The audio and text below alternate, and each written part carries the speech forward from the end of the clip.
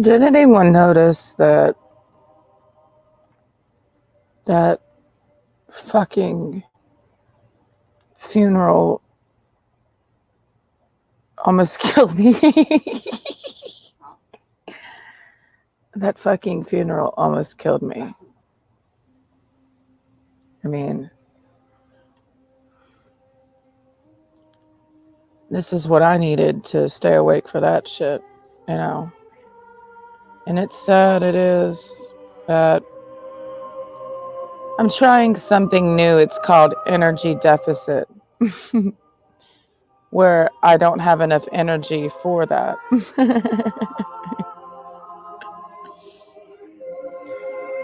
And It's a new thing I'm trying. This is going to be a slow burner. We might die during this live stream. I've watched a few boring things today on my phone. Instead of me doing energized streams, let's do non-energized streams. I don't like that pressure to perform when I just honestly just would like to relax. So we've been drinking our boring, incredibly boring, so boring. Help me, Jesus.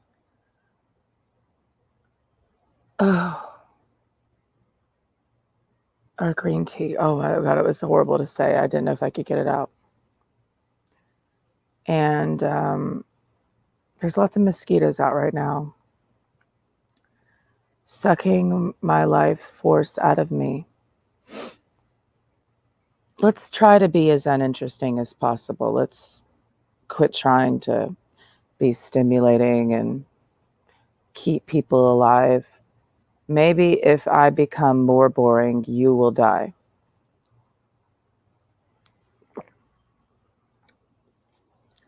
So I slept through most of the funeral. I don't know, because I don't talk to anybody really, Thank goodness.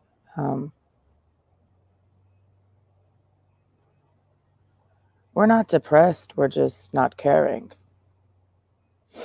That can be confused. I know. Like, some people will confuse not giving a shit with depression. I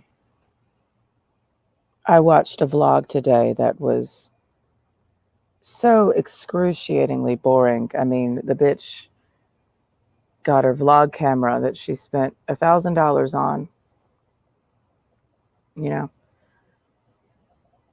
I just think about these things. I think about, it's something I didn't say in my stream last night because I got carried away on a whirlwind. It was moving so fast. And I slept well, thank you for asking. And what I didn't say in last night's live stream that nobody cared about, nobody watched,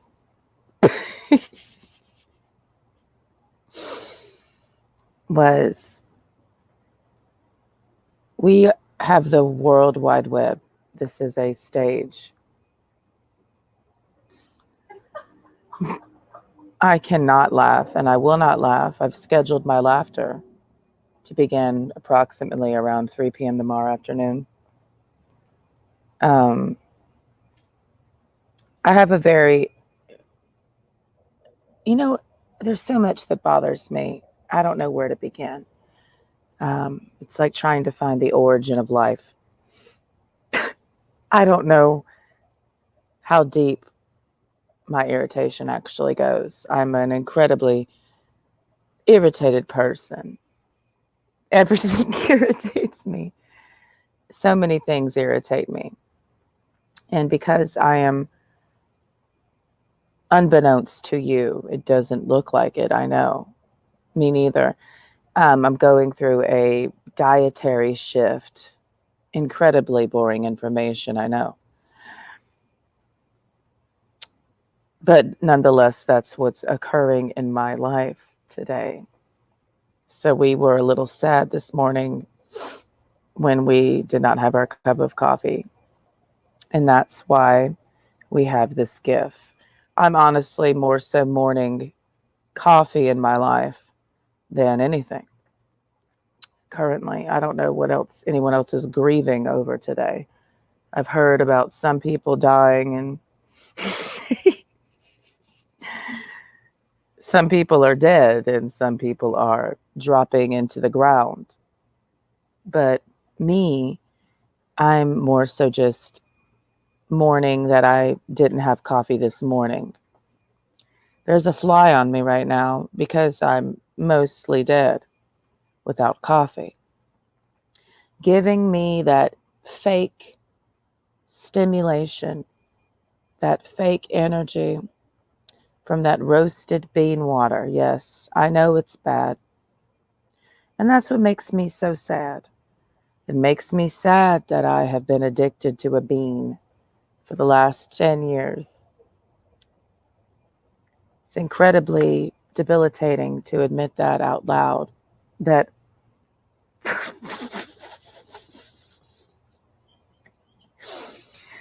that roasted beans filtered through water have had such a strong hold on my soul and my spirit, to the point where I convinced myself I couldn't live without the bean water. Now, some of you might say, isn't this just so silly? I mean, how can you be addicted? How can you be addicted to a bean?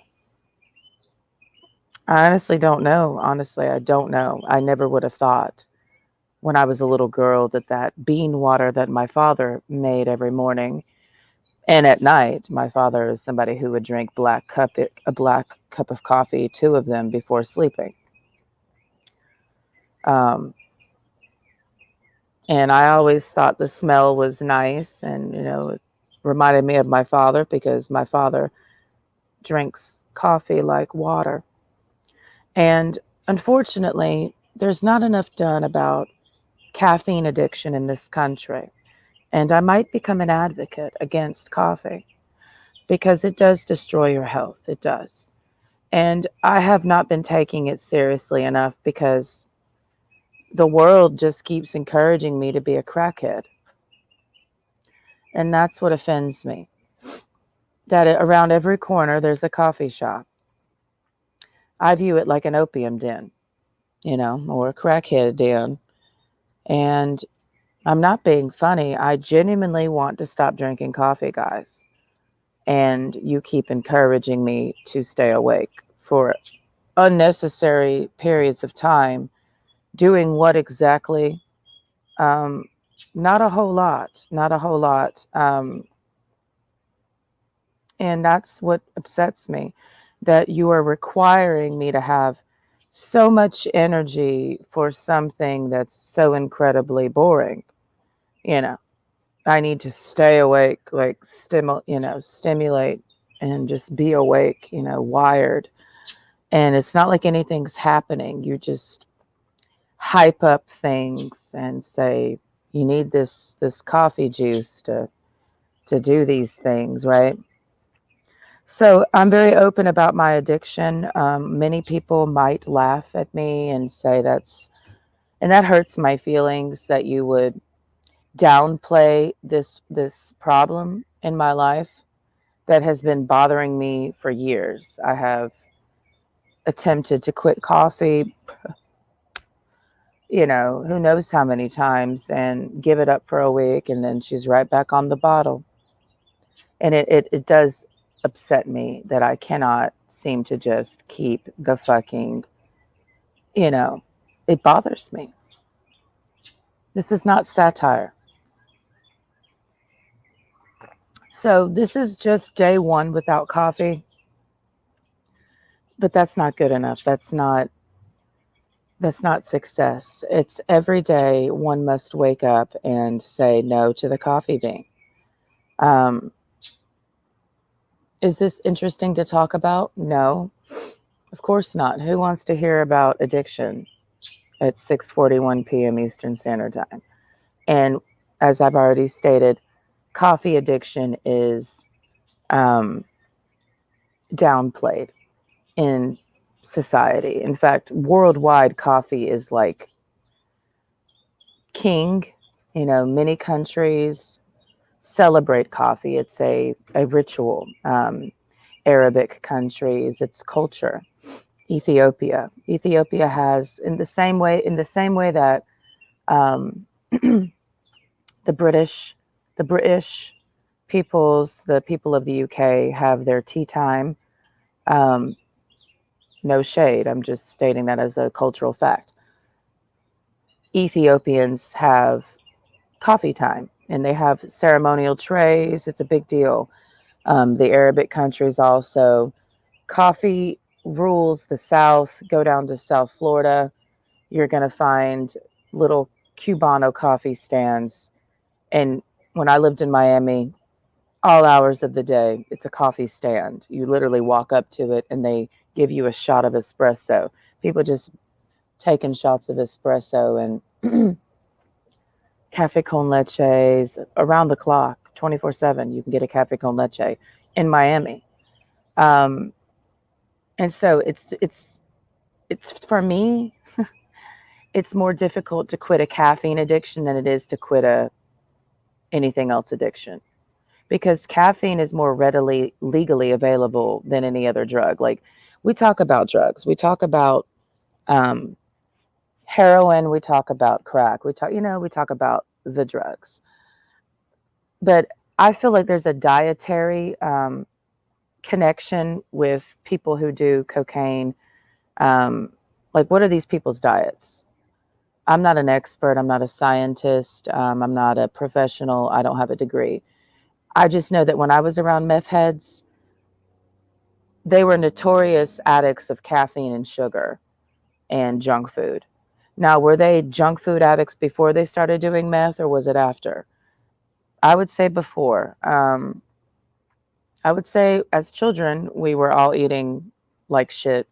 And then here come the drugs. I talked to a heroin addict yesterday for about 2 hours, and he detailed how he got on the heroin.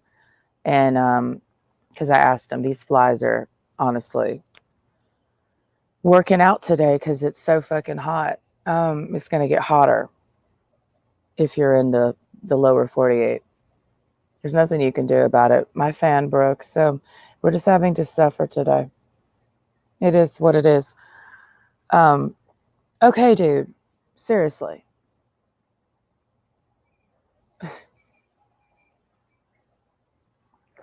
I don't care. Flies don't bother me unless they're bothering me. They just always be harassing you.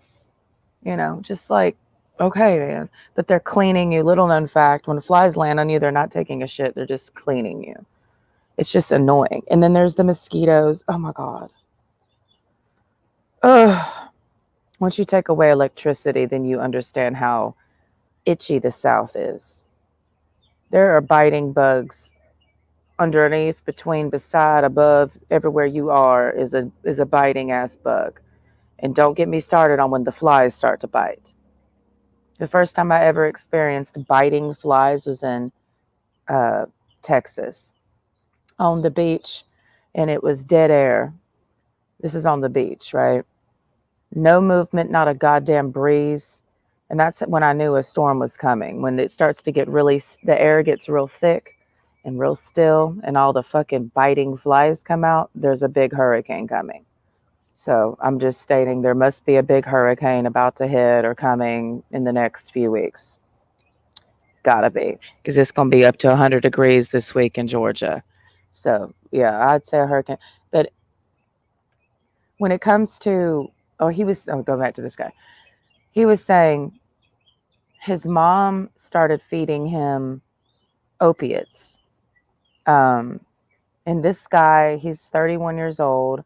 Currently, I believe he's homeless. And I just sat and talked to him for about 2 hours yesterday, got him a cup of coffee. See, crackheads hang out, whatever. And I just talked to him for a while. And I asked him, how did you get on heroin? And he said it started with his mother and his aunt giving him pain pills in high school.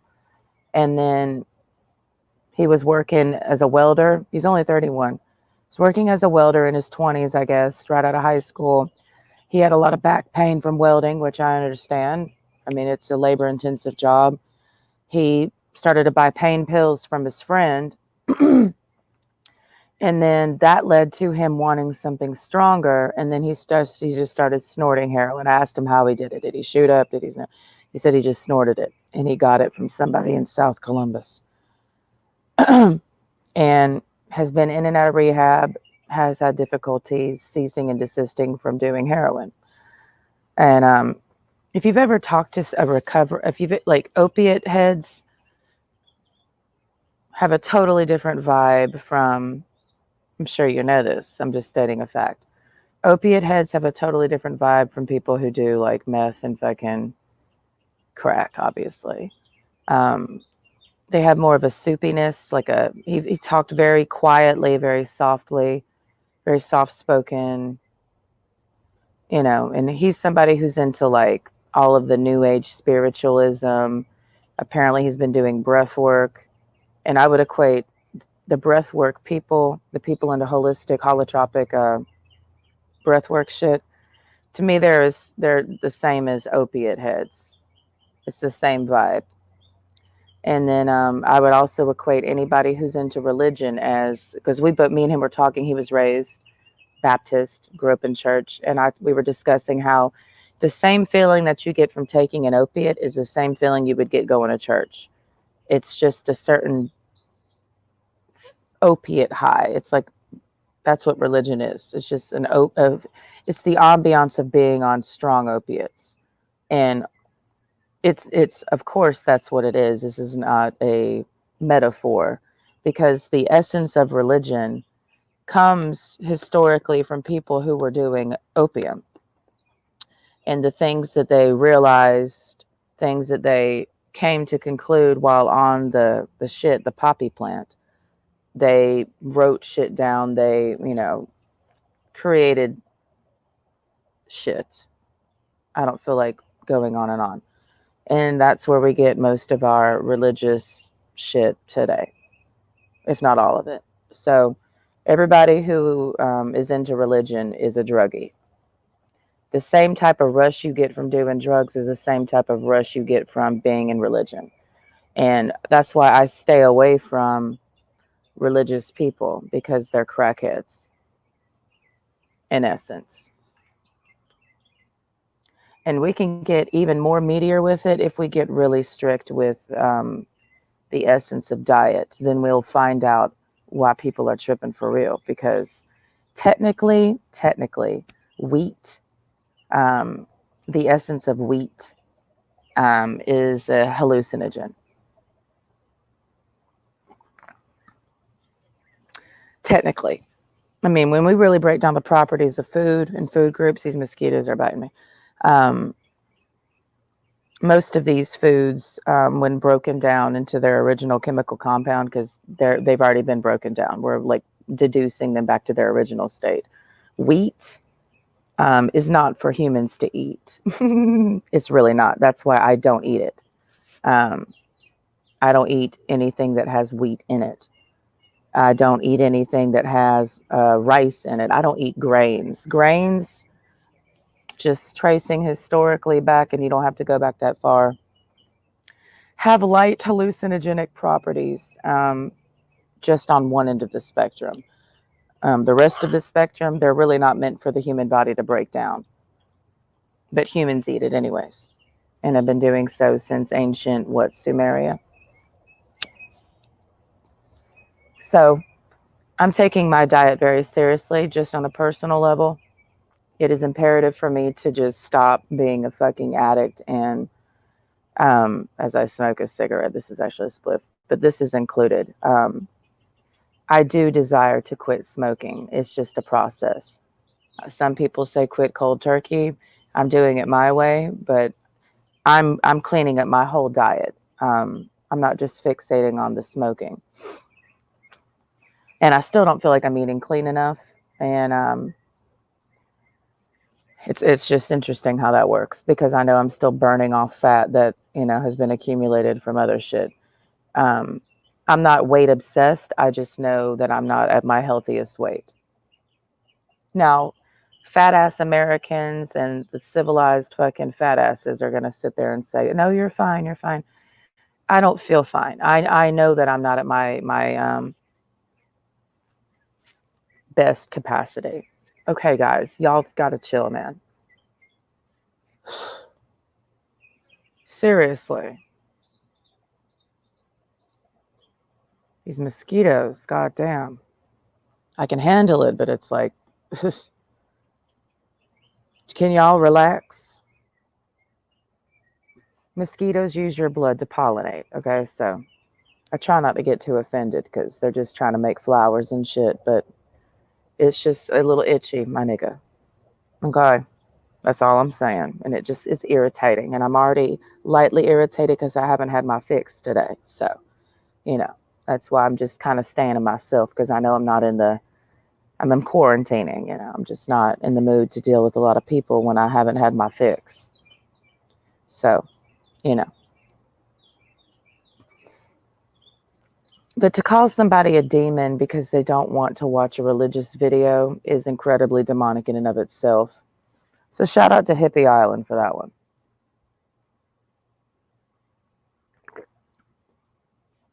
I'm not in the mood to read certain individuals for filth because in my mind you're already dead, like you're deader than dead. But sometimes maggots move around and corpses do something on the internet, and I'm like, really?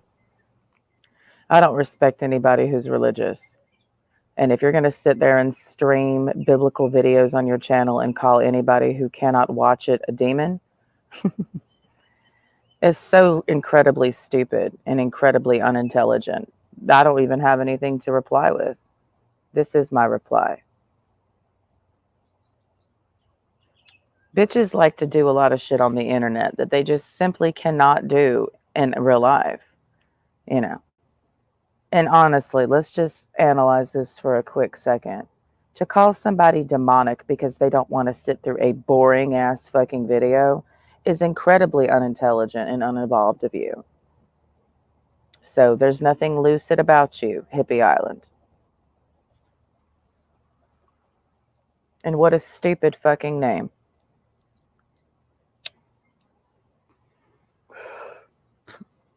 And what we're going to find out is the more that I clean up my diet and the more I drink my water and the more I lay off when I know I need to lay off of, you're going to find out how big of an asshole I really am. And I don't care. I'm just going to say what I see and I'm going to speak my mind. And if you don't fucking like it, I don't think I'm going to lose a wink of sleep at night about it. Because I'm sick of seeing bullshit.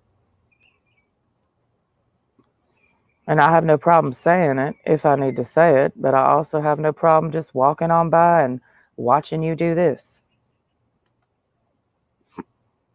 Because it doesn't really matter.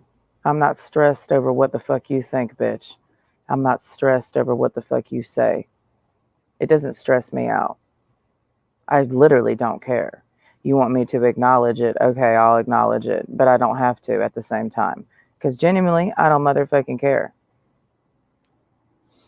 So, anyways, back to the diet. As everyone knows, I'm eating protein and vegetables, and which is mostly leafy greens, salad. When I say vegetables, I'm just honestly talking about leafy greens, salad. The main protein source I'm eating at this point is chicken, but it includes, shrimp, fish, beef. Just getting to the specifics because what you say protein is for you, I'm just being specific. But it's mostly chicken and leafy greens, eggs, cheese, cottage cheese.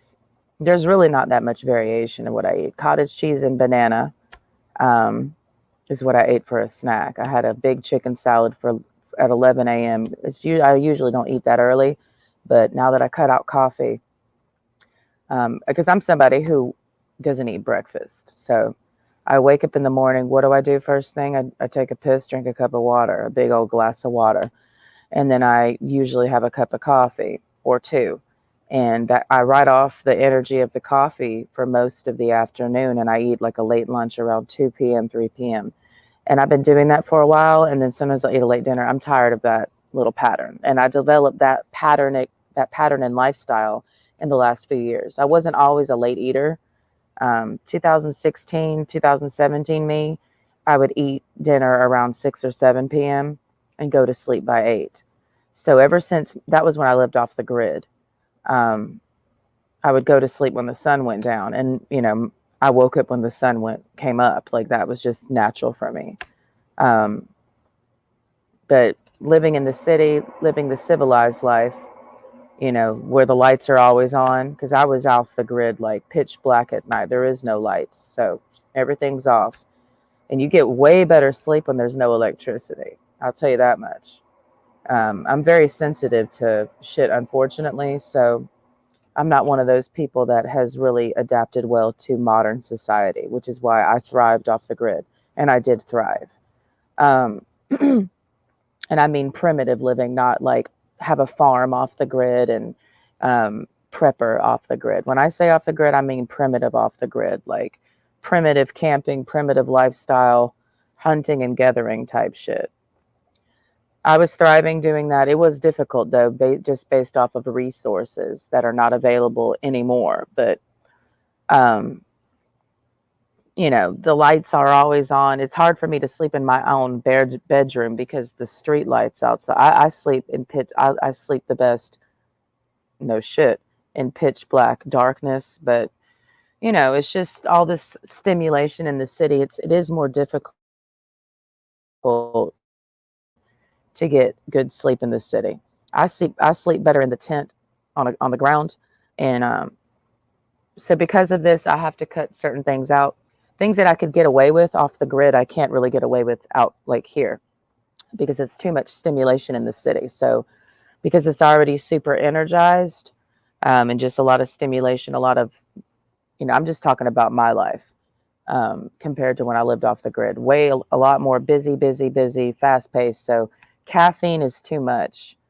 If I do drink caffeine, it's in the form of green tea or black tea, which would include chai. Chai is simply a blend of black tea with spices. So, but I'm not really big on spiced tea.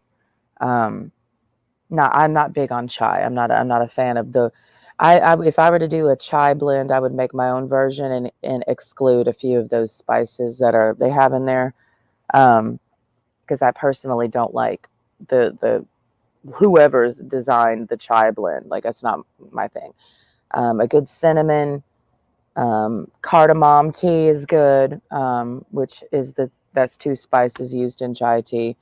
I'm not a big fan of star anise as a spice to use as a tea because obviously you can use anything to make tea. Honestly, I can make tea out of this if I wanted, you know. But just cutting out excessive stimuli because it's already too much of a stimulated environment and it's pretty much worn me out living in the city. I did not ever feel this exhausted living off the grid, and I had to do a lot more labor intensive shit to get things accomplished, like cooking over a fire. But I was way less exhausted living that way without electricity. If I were to just take my life living off the grid, primitive living, and compare it to how I've been living in the city, I'm way more exhausted doing the city shit than I was making a fire and cooking over a fire and not having AC and not having heat, just no electricity basically. So living in the city has zapped my energy levels, and because of that, it's once your energy levels are already zapped, you know, you start feeding the caffeine monster, and then it's just an endless cycle. You can't get your energy back on an equilibrium. So um, personally, I'm done with coffee. Um, and it's rough. If you've ever been a coffee drinker and then you just, you know, you've been doing it for years, and cutting it out is difficult. So I'm not downplaying for anybody, let alone myself, that it is difficult because it's just an energy thing. So black tea and green tea it is, you know. And we're for real on our no sugar, because the only sugar I've been consuming technically it has been in coffee, and that's been going on for months. So I don't eat sweets. I don't eat cookies. I don't eat anything that has flour in it, you know, wheat. I eat no wheat products. Um, I don't eat ice cream. I don't eat anything like any. I don't eat any of that. I don't eat sugar. Um, Sugar is just really bad for you. Any form of sugar. I don't care what it is. I don't even really use honey. I'm not using honey in this. This is just green chamomile tea. which is an oxymoron, but it's green chamomile tea with almond milk, which almond milk, honestly, I need to cut out too because it's just not good for you, bruh. A lot of things can sound healthy, but they're not. Almond milk is not fucking healthy. I don't care what anyone says. Oat milk is not healthy. And this is my standard of health. I'm not listening to anybody else. I don't view almond milk as healthy. I don't view oat milk as healthy. It's not healthy. There's nothing healthy about it. So let's see. No sugar. I mean, yes, natural sugars are found in shit like yogurt, and I do eat whole fat yogurt. I don't eat any 2% yogurt, or I eat the whole fucking fat Greek yogurt specifically. And Greek yogurt is the only fucking unflavored, no flavor. I don't like I don't like sweet yogurt at all. So I don't add honey and all that other shit into my yogurt when I make it. I don't even like fruit in my yogurt. If I do eat Greek yogurt, it's usually just a big old bowl of Greek yogurt. You know what I mean?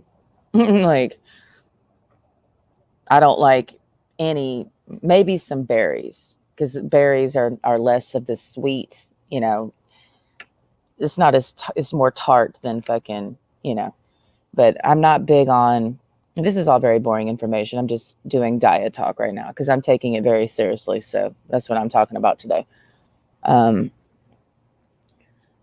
Greek whole fat yogurt. And it's usually a certain brand that I buy. It's the one with the C, Chio, something like that. Has a red lid. And it lasts me about a week, the way I eat it. Cottage cheese. I try to buy the most whole fat cottage cheese. I got the Daisy brand this past time, and I'm like, the Daisy brand tastes really fucking weird. I don't know why, but I'm eating it. And I had as a snack. This is how I make mine, since we're all going to do food vlogs. Do I find it interesting? No. I chop up some banana and some sunflower, add a little sunflower seeds. No, is it sunflower seeds? Yeah, sunflower seeds. And add that to cottage cheese. That's what I ate as a snack. Salad. I don't use salad dressing. You'll never find me buying any condiments. You won't catch me buying condiments. No, there's too many additives. It's too much shit. I don't like vinegar. Vinegar is not good for you. And I have consumed a decent amount of vinegar, in terms of adding balsamic or red wine vinegar to salads, but it's not good for you. And I don't want it in my life. My sister always buys that shit. I don't like how she eats, because if she brings it into the house and I'm tempted to use it, I'm like, just quit buying this fucking shit. She's leaving tomorrow to deploy, so we're done with vinegar. Okay. I'm like really sensitive to a lot of foods. I'm not trying to sound like one of those people, and I've been eating a certain way most of my life out of politeness, which I hate about myself, because I'm like, well, I don't want to hurt their feelings, but honestly, I really shouldn't eat that. I thrive off of lightly seasoned foods that are, vegetables, just simple. Like, I don't do like crazy recipes and shit, like baked, blanched, and fucking boiled and like my meat, the meat that I eat, it's very simple. I don't do a lot of, to me, the more handling of the food that's done, the worse it gets. Like, the more you're handling it, the more you're trying to alter the chemistry of the food, the worse it gets. And I sometimes in my spare time, I watch some of these cooking videos, not because the reason why I watch cooking videos is because I'm interested to see how psychotic people are with food. Because I'm like, you're doing all of that. To me, it's not appetizing. I can watch a shit ton of cooking videos and I lose my appetite because it's just not appetizing to me. So if I say like I have a thing of ground beef, I don't do anything crazy with it. It's either I'm going to form a patty with it or fucking, saute it with some salt and pepper. Always with some vegetables. That's it. What else? I'm not going to do a bunch of crazy shit. Chicken, we're just going to probably, if I don't make a soup, because I'm about to make my famous herbal chicken soup. this week, meaning we're about to purge some shit out of us because I make ceremonial chicken soup. Like if I make a pot of chicken soup, it's ritual. That's just me though. And that's what it means for me. So I don't know what chicken soup means for you. I don't make it all the time, but when I do, it's ceremonial. Chicken, we just gonna saute it. We just gonna grill it. And I don't like a lot of shit on my chicken. I don't. I'm really getting off of seasonings too. Like at this point, the only seasonings I really like that I use is salt and pepper, maybe a little garlic powder, but I would prefer garlic clove over garlic powder. Um, Maybe oregano, maybe some basil. That's really the only seasoning I've been into. Just saying. I don't know. I'm just not into all this excessive seasoning, and it's not good because you have to know the properties of the. First of all, know what seasoning is. A lot of people are I see what they're adding. All these added like seasoning. Just take cinnamon for instance. Cinnamon is an technically, all herbs and spices are therapeutic. So you have to be careful. you know, you shouldn't just add the seasoning for the flavor. You have to add the seasoning for the properties of the herb. Like for instance, when I add cinnamon to a dish, I'm aware that cinnamon is a warming spice and it stimulates your digestive system. So I'm not just throwing herbs and spices into the mix just for flavor. I understand the property of the herb and what it's doing to your body. And a lot of people aren't taking that into consider. They're just after the flavor. I don't know what flavor that is, but basil is not an herb you should just be casually throwing around. None of these herbs are. But because they come in, and that's why I like using fresh herbs and spices over the shaker spices and herbs, because there's more of a casualness. Like you're not really you have to for me to have a good diet is to really have an understanding of the food that you're eating. You know what I mean? Like it's not just throwing shit around in the kitchen and the aim is the flavor and the texture and what it looks like. Like, can we understand what this is doing to us when we eat it? Is what I'm into. So, yeah. Like I'm aware of what this is doing to me when I smoke it. I know what this chamomile/green tea is doing to me when I drink it. When I add turmeric to a dish, and fresh turmeric is, it's a root, right? So it's just all turmeric powder is just a powdered root, right? Um, that's once again a warming spice, technically. So you're adding all these heating spices to your food. And you need to be a little bit more inclined to think about that. There's fish in there too. You can get whatever you want. Fish? Yeah. Oh, what'd you get? Well, I got this fish with turmeric and good spices, onion spices. It's good. There's a separate yogurt sauce. Okay. Speaking of that, so when it gets when it's hot outside, I'm literally talking about not eating those spices. It's hilarious. Um, when it's hot, most people they don't understand herbs at all. Like they just think they're herb. They're after what, like, I'm gonna do this herb for my skin. Like you're dealing with chemical compounds that have been utilized in pharmacies as drugs. So I have to just I don't listen to any of these herbal health gurus when it comes to anything, because nothing that they've ever, it's all a fad now. When I started my herbalism journey, there really was nobody doing it. There wasn't hardly anybody on the internet doing it. There wasn't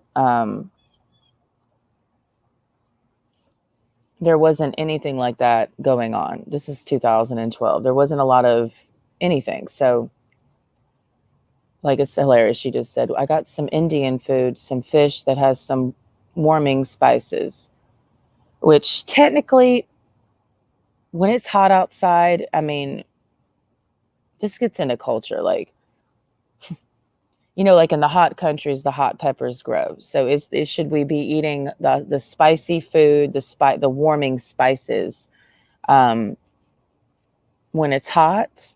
So, or should we not? Should we be eating cooling foods when it's hot, or should we be eating spicy foods when it's hot outside?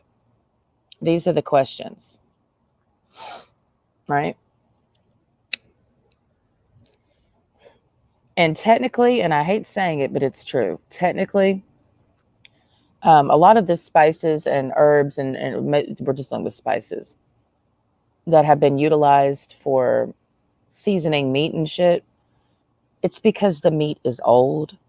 And a lot of the spices, like this gets into some shit that I read regarding gumbo in New Orleans.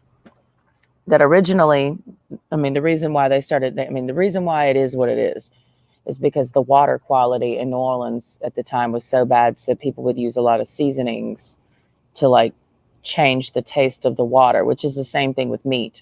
We're not eating freshly caught anything, most of us. Freshly killed, freshly caught anything. So the need for a lot of spices is sometimes utilized to cover up the taste. Um, you know, so it's just all icky and it's all gross. But yeah. I don't personally believe that it is possible to have the perfect diet with the current state of how things are. I mean, seriously, like we're not eating anything close to what is natural in any way.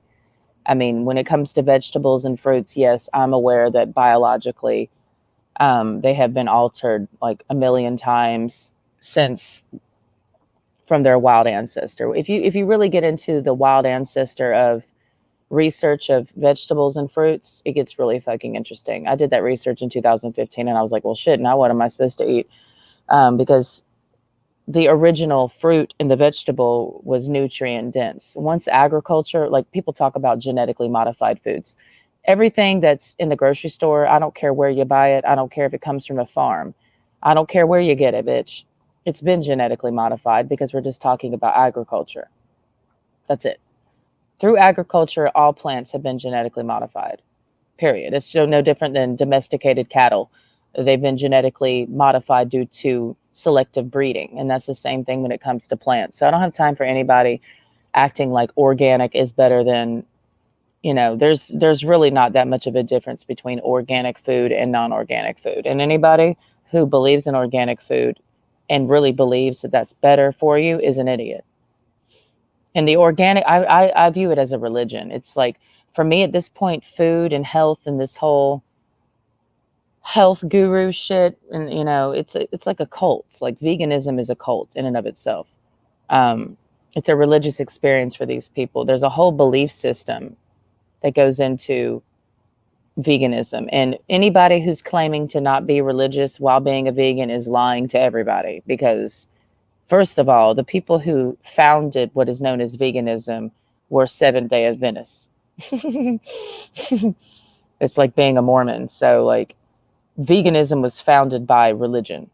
So, I don't have time for vegans ever. Vegetarians are not far behind for me, but I can tolerate vegetarians more than I can tolerate vegans. And raw vegans are the worst. There's vegans and there's raw vegans. Raw vegans are the most psychotic on every level. But vegetarians, they're, to me, they're easier to deal with, like psychologically, because I can get it. I'm mostly vegetarian. I don't eat that much meat. I mean, most of my diet is vegetation. So, I mean, I'm not eating like, I've just started eating more protein. Because for a long time there, I mean, it was like mostly vegetation and, you know, and then the fruitarians, I'd put them up with the raw vegans. They're just as psychotic too. Like you're insane, you know. There's just religion for the Jews saying it's all religious. It's all nuts. It's all a dopamine high for these people that they're always chasing. And most of them have very low energy, ironically enough. But they just get their bursts of energy. And when they do get there, it's no different than me drinking coffee. I would say that my energy levels are about the same as somebody who's a raw vegan. They don't have any more energy because a lot of what they claim is more energy. More energy. I'm drinking this juice, man. Like the juice people. It's like it's the Jim Carrey sketch on Mad TV, you know. They don't have any more motherfucking energy than somebody who eats the way I do. You know. And how much energy do you need? Like, what are you doing for you to need so much energy? Life does not, if you ever watch the animals, like, what do they do all day? Look at what my cat's doing. Mostly relaxing.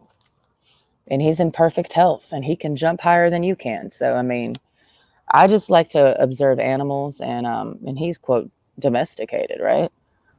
He's got high energy and just seemingly no energy, but that motherfucker can get up from his resting place and go at a certain speed faster than you can if we do relativity. You know, he's got bursts of speed that make me bewildered. I thought you were sleeping. Now you're running marathons in the house. Okay. He'll just pop up and be ready to go. I'd say he's pretty fucking healthy, don't you think? And what does my cat eat? Mostly protein. My cat eats no vegetables, no fruits, no seeds, no nuts, just meat. That's all my cat eats, and he be chilling and he be killing, you know what I mean?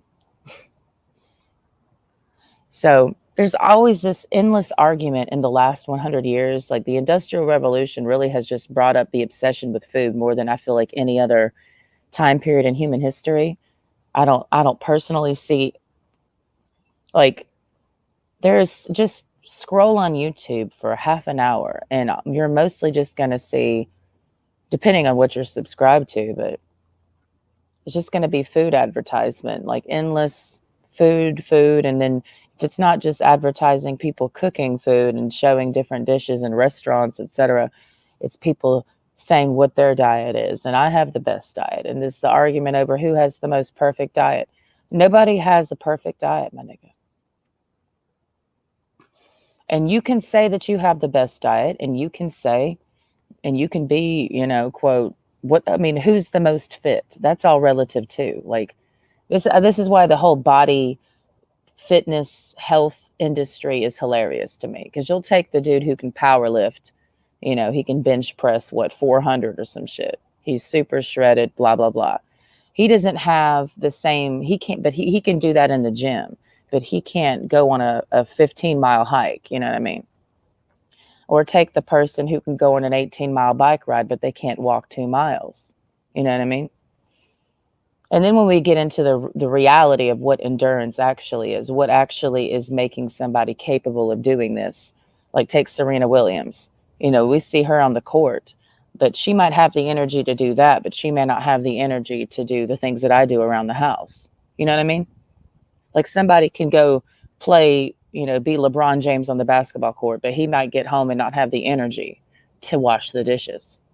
So, I mean, where is the energy going and for what reason? What's motivating that? For me, it's what's motivating. You know, we use the stimulants, but the stimulants is not what's giving us the real motivation, you know. So it's interesting. That's why I don't have a fitness idol, or I don't watch anybody on the internet to give me fitness advice, or I just refuse, because it's just a continual argument of who has the best routine, workout routine, who has the best diet, and that's all subjective and relative. And then, you know, you can die in a fucking car accident, you know, it doesn't really matter. Who's really healthy? I mean, that's up for debate. I personally don't feel, as a female, I personally don't feel that I should be powerlifting at all. But go off, sis. I just don't feel like that would be healthy for a lot of different reasons. Am I saying that I should not have any physical strength at all?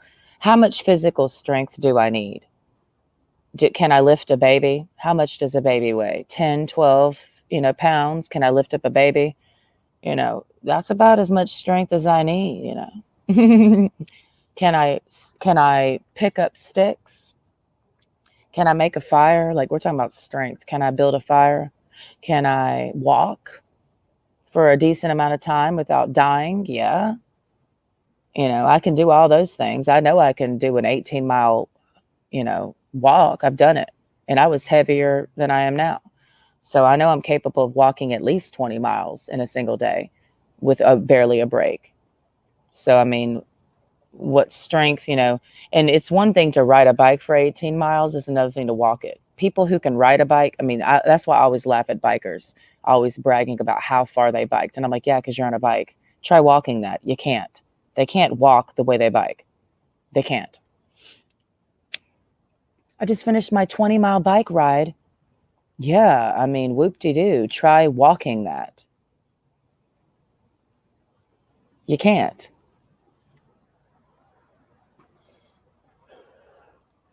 I'm just saying. It's all bullshit. That's why, my opinion, if you're somebody who wants to get healthier, you need to like get better at just taking care of yourself. I hate saying it because it's sad that we live in such a society, such an environment where we have to even say that, when health should be just a natural thing, a phenomena that we're living every day. But we don't live in that environment that is enabling our good health. So we have to say, I need to take care of myself better. So if you're somebody, in my opinion, if you're somebody who's wanting to, get in better health, physically, blah, blah, blah, of course, is what we're talking about. I would not suggest paying attention to anybody on the internet to encourage you or to follow as like an idol or a mentor. I feel like you should just listen to yourself, which cuts out the middleman anyways. Like it just, yeah, that's my take on shit.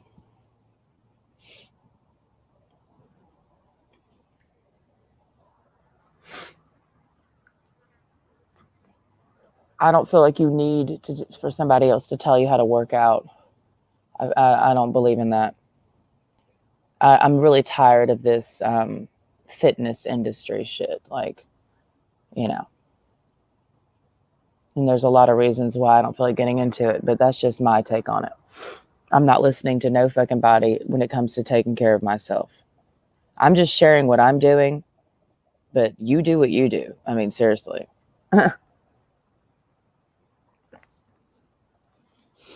Like how much protein you should eat a day versus that's dependent on you. That's not, that goes into a lot of things. There's too many variables to sit there and calculate exactly how much protein I eat a day and weigh it on a scale and shit like that. There's too many variables that are happening, to determine your diet by the day.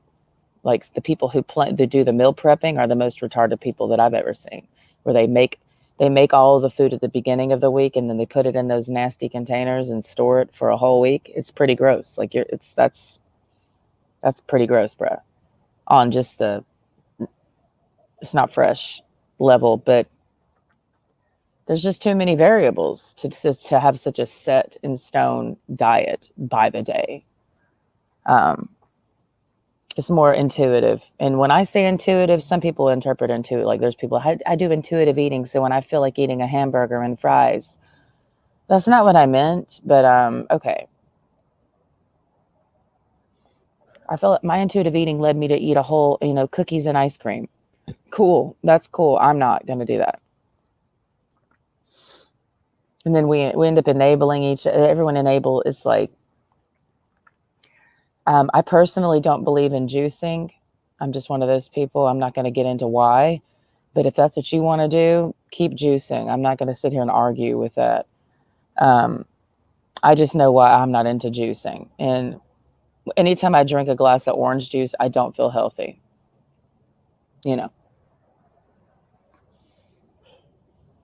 When it comes to consuming a liquid or a beverage, I never feel healthy drinking alcohol, of course. I don't feel healthy drinking coffee. I don't feel healthy drinking anything that's not like straight herbal tea without any like the milky shit. I don't feel healthy putting any additives in my herbal tea, but I do it like I'm doing now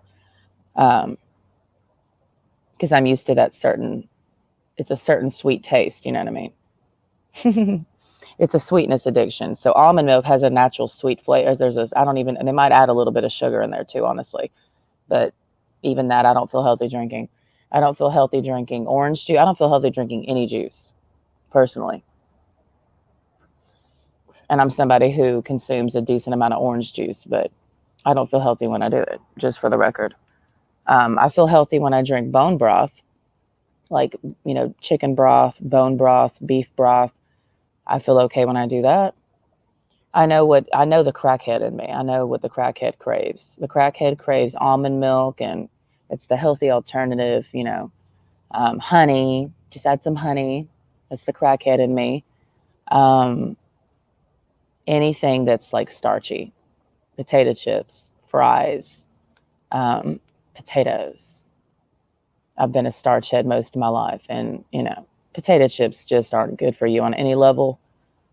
They're not. I mean, unless you made them yourself, then maybe okay. But the pre-bagged, anything pre-bagged, pre-packaged like that, I'm not a big fan of.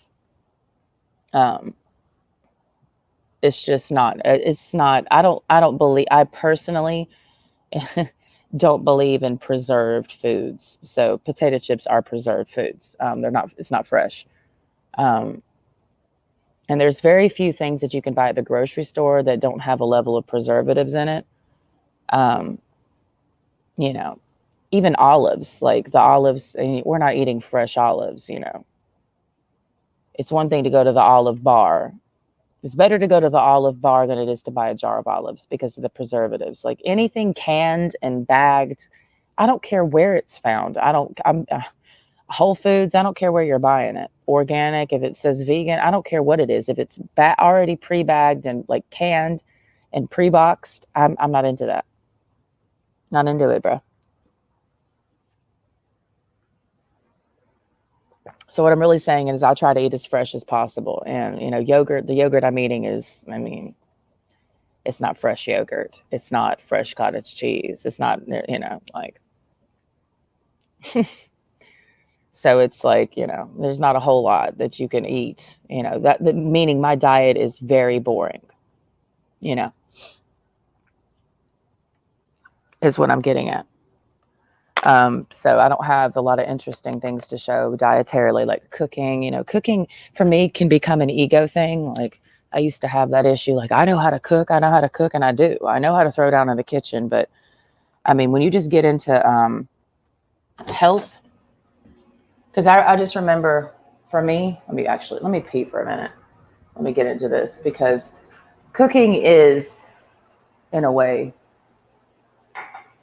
major ego. Hold on. Excuse me.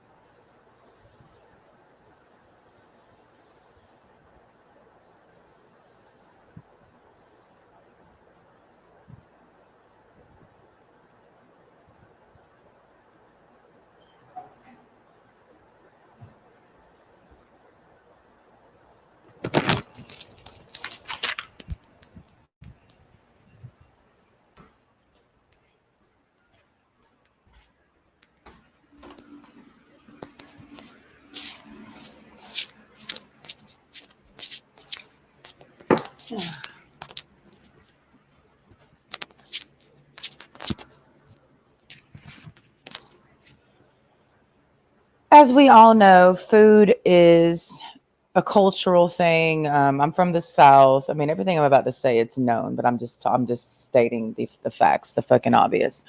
I grew up in the South. Okay, food is an integral part of the culture in the South, and most people in the South is known. Obesity is a thing in the South.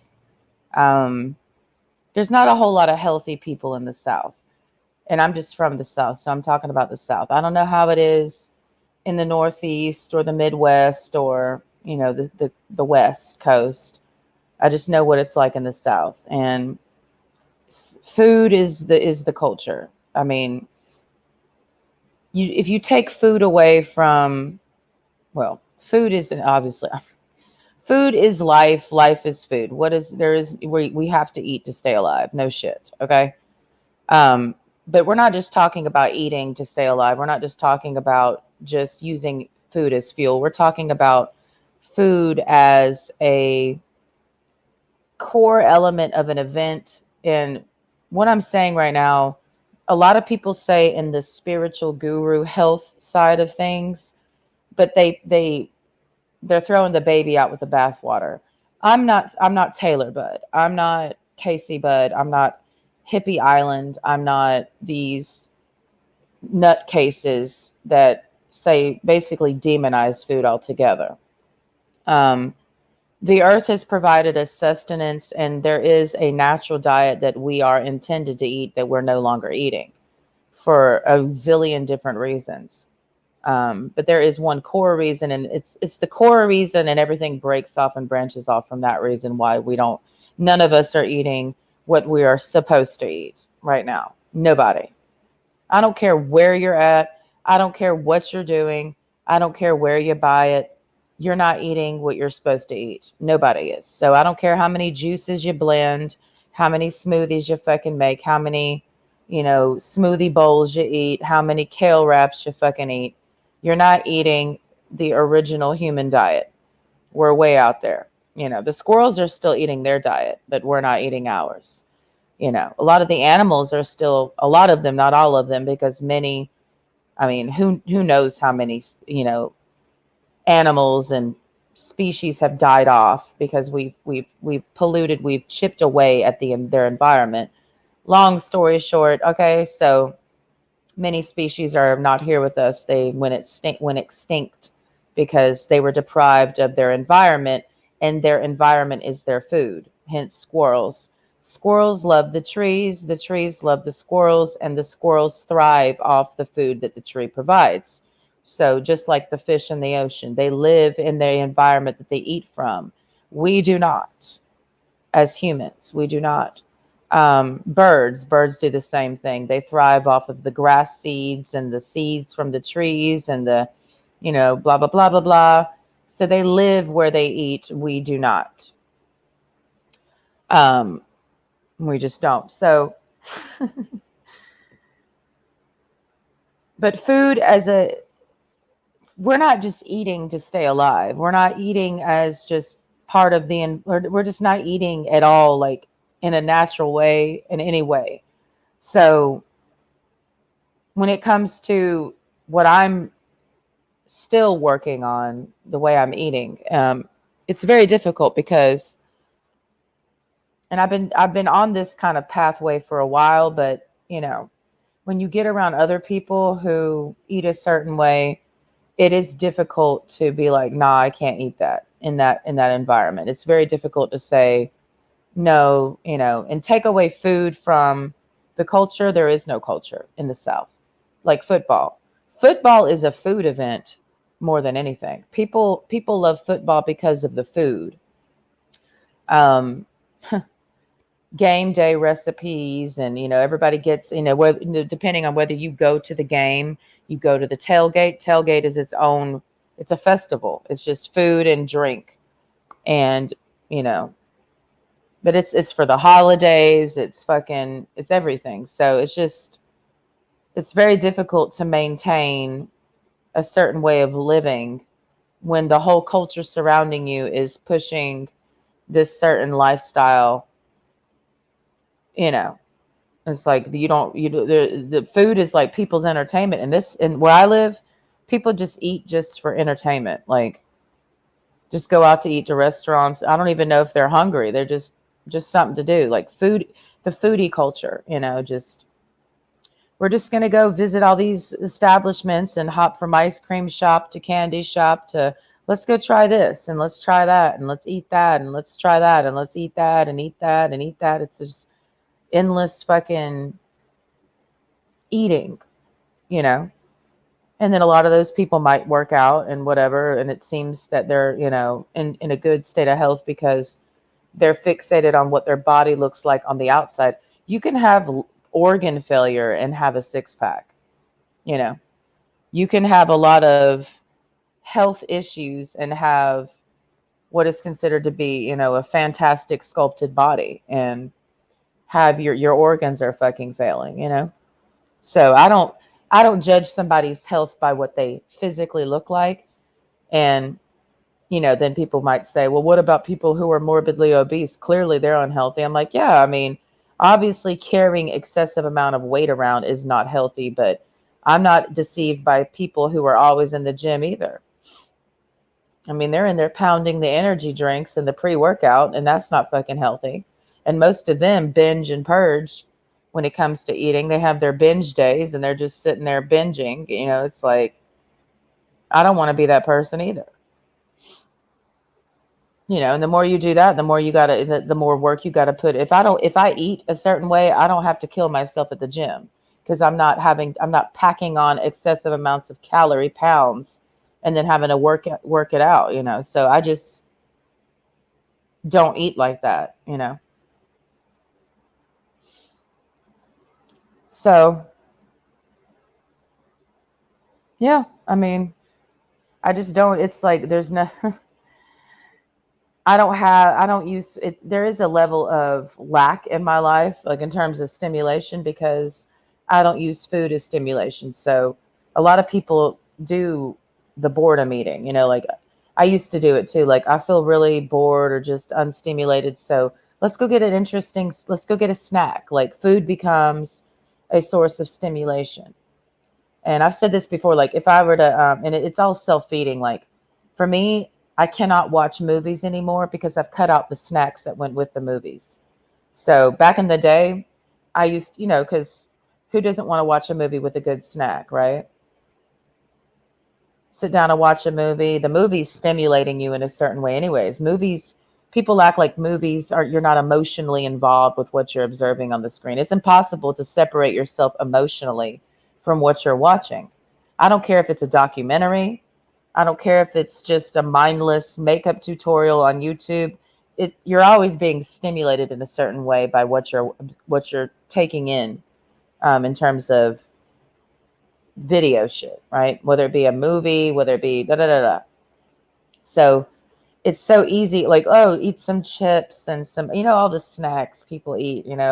That used to be my thing. Like, let's get a snack and let's watch a movie.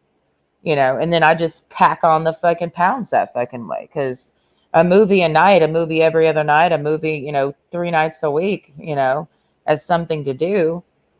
And now I'm packing on the fucking pounds here, chewing on jalapeno kettle cooked chips and then watching movies. Like, and this is another part of my lifestyle. So maybe this is why people, you can note this is why my personality is the way that it is.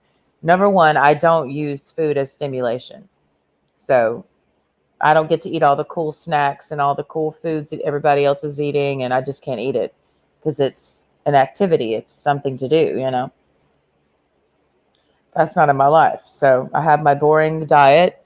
I don't watch movies. I honestly, I couldn't if I tried. Like, I don't watch movies because I can't watch movies. There used to be a time when I could sit down and binge watch like a Netflix series and just sit there for hours watching it. I literally cannot do that anymore. I literally can't.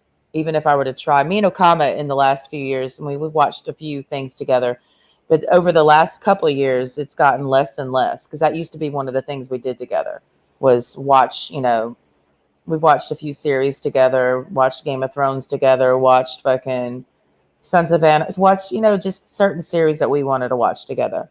Watch certain we cannot sit down. I cannot watch anything with her. We get through half of a movie. I'm like, all right, I'm done. I can't take anymore.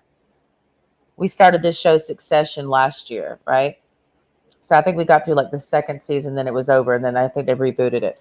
I haven't even finished it. We started watching The Sopranos together because I'd never seen it. I couldn't even get through season 2. I'm like, I'm over it. I get it. Like, I just can't. I literally cannot watch. It's not like I have to not try to watch TV. Like, some people say, don't watch TV. Like, I promise you, it's easy for me to watch TV, not watch TV. It's very easy for me to not watch movies. I just literally can't. I guess you could say it's an attention span thing. I don't have the attention span to sit and watch anything, even if it's YouTube videos. I mean, I can't even watch like shit on you. Like, okay, next. I can't even watch my own live streams back. I'm like, okay, next. Don't care. So I just read now mostly, and I don't read in long periods of time. It's usually before bed. I read. I'm like, okay, let me read a few more pages. I don't read throughout the day. I don't. It's like on a day that I'm just like, okay, like today I have nothing to do. Tomorrow I have a lot of shit to do because I got to take my sister pre-deployment shit. But I didn't sit around reading all day. I can't. I literally cannot. It about kills me to sit and read for long periods of time. Um, yeah, so that's just me. I don't know. Like that in terms, because yeah, watching a lot of TV is not healthy. So so some people say, what do you do then? Like, exactly. What do you do when you cut out what's unhealthy? You'll find out in this current society, there's not a whole lot to do. If you were to cut, if we're talking about health, and this is something that I have wanted to talk more and more about utilizing YouTube to do it. If we're really talking about having a healthier lifestyle, there's a lot involved in that, right? It's not just diet. It's a lifestyle. Okay. I'm talking about holistic health. I have not heard anybody, and I do mean anybody that I've ever known as somebody who is allegedly the guru of health. I've not heard one fucking person on the internet really get into what I would consider a 360 approach to health. All right. In our current environment. Because for real, if we really want to get healthy, we leave this environment entirely and go back to a natural state of living. Nobody is living naturally. So anybody out here with the tagline under their name of living and existing naturally, they're not. You live in the city. There's nothing natural about a city. You ride a bicycle. There's nothing natural about a bicycle. You have a MacBook. You record yourself doing things. There's nothing natural about anything that you're doing. So quit lying. Me sitting here doing a live stream is not natural. There's nothing natural about it. So I'm curious to understand what a lot of these spiritually self-ascribed, self-described spiritual people, what they mean when they say natural, because I don't see anything natural about any of them hoes. I know I'm not living naturally. So I'm not, I know I'm not. I've had enough, I've come close enough to full natural living to know that this is entirely synthetic because of what I lived for so many years doing what is considered to be primitive living, which is just natural. So there's nothing natural about what the fuck I'm living. There's really nothing natural about what I'm eating. I'm living a purely artificial lifestyle, you know. So I'm just doing what I can in this synthetic environment to live as healthy as I can, knowing that I'm not going to have a perfect healthy lifestyle until I can get fully off the grid. It's just not possible. And I know what I mean now when I say fully off the grid. Something that I didn't know when I started the off the grid path that I was on years ago. I had an idea of what that meant. I didn't have the full understanding of what it really means to be natural. So now I can say, I know what natural living is, to know that I'm not living anything natural at all right now. There's nothing natural about anything of my life right now. I would consider myself to be living a totally fake lifestyle right now. So within this totally synthetic environment, I am attempting to try to find the workarounds. Like I sleep on the floor. I'm trying to be as healthy as possible. I get fresh air, but it's not fresh air because I'm in the city. So anybody talk about, I'm going outside to get fresh air, and you're in a city, you're not getting fresh air. For me, the freshest air is by the ocean at this point. Some people say go to the mountains. Nah, I'll go to that's the best, that's the freshest air I will breathe because it's purified air, it's salt air, and that's how it's going to clean me. You go to the mountains and have little oxygen to breathe at the top of a cliff. I'll go to the Gulf of Mexico and breathe in that saline, baby, and I'll feel better. Have fun in your mountain excursion. You ain't going to catch me up there with them pine trees. So, Holistic health, get your sun, get sunshine.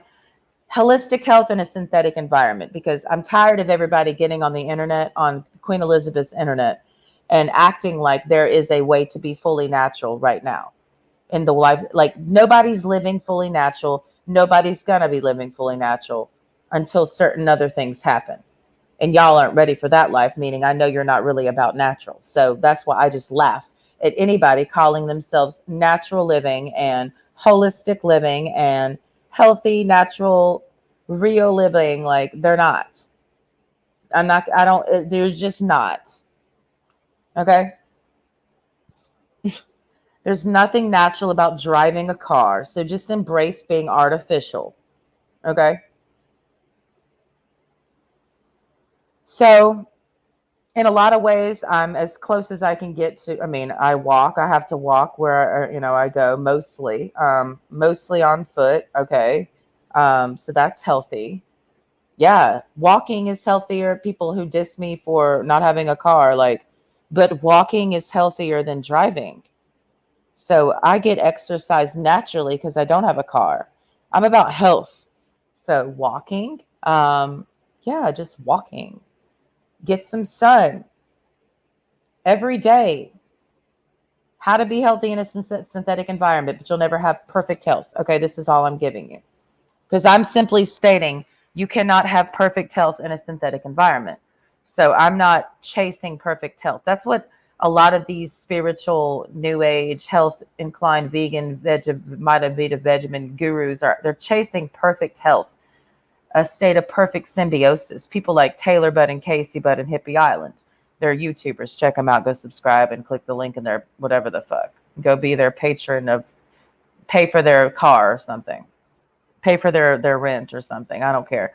But I feel like those people are chasing, and they're just like examples of people in the conglomerate corporate health guru cults that is $1 billion industry.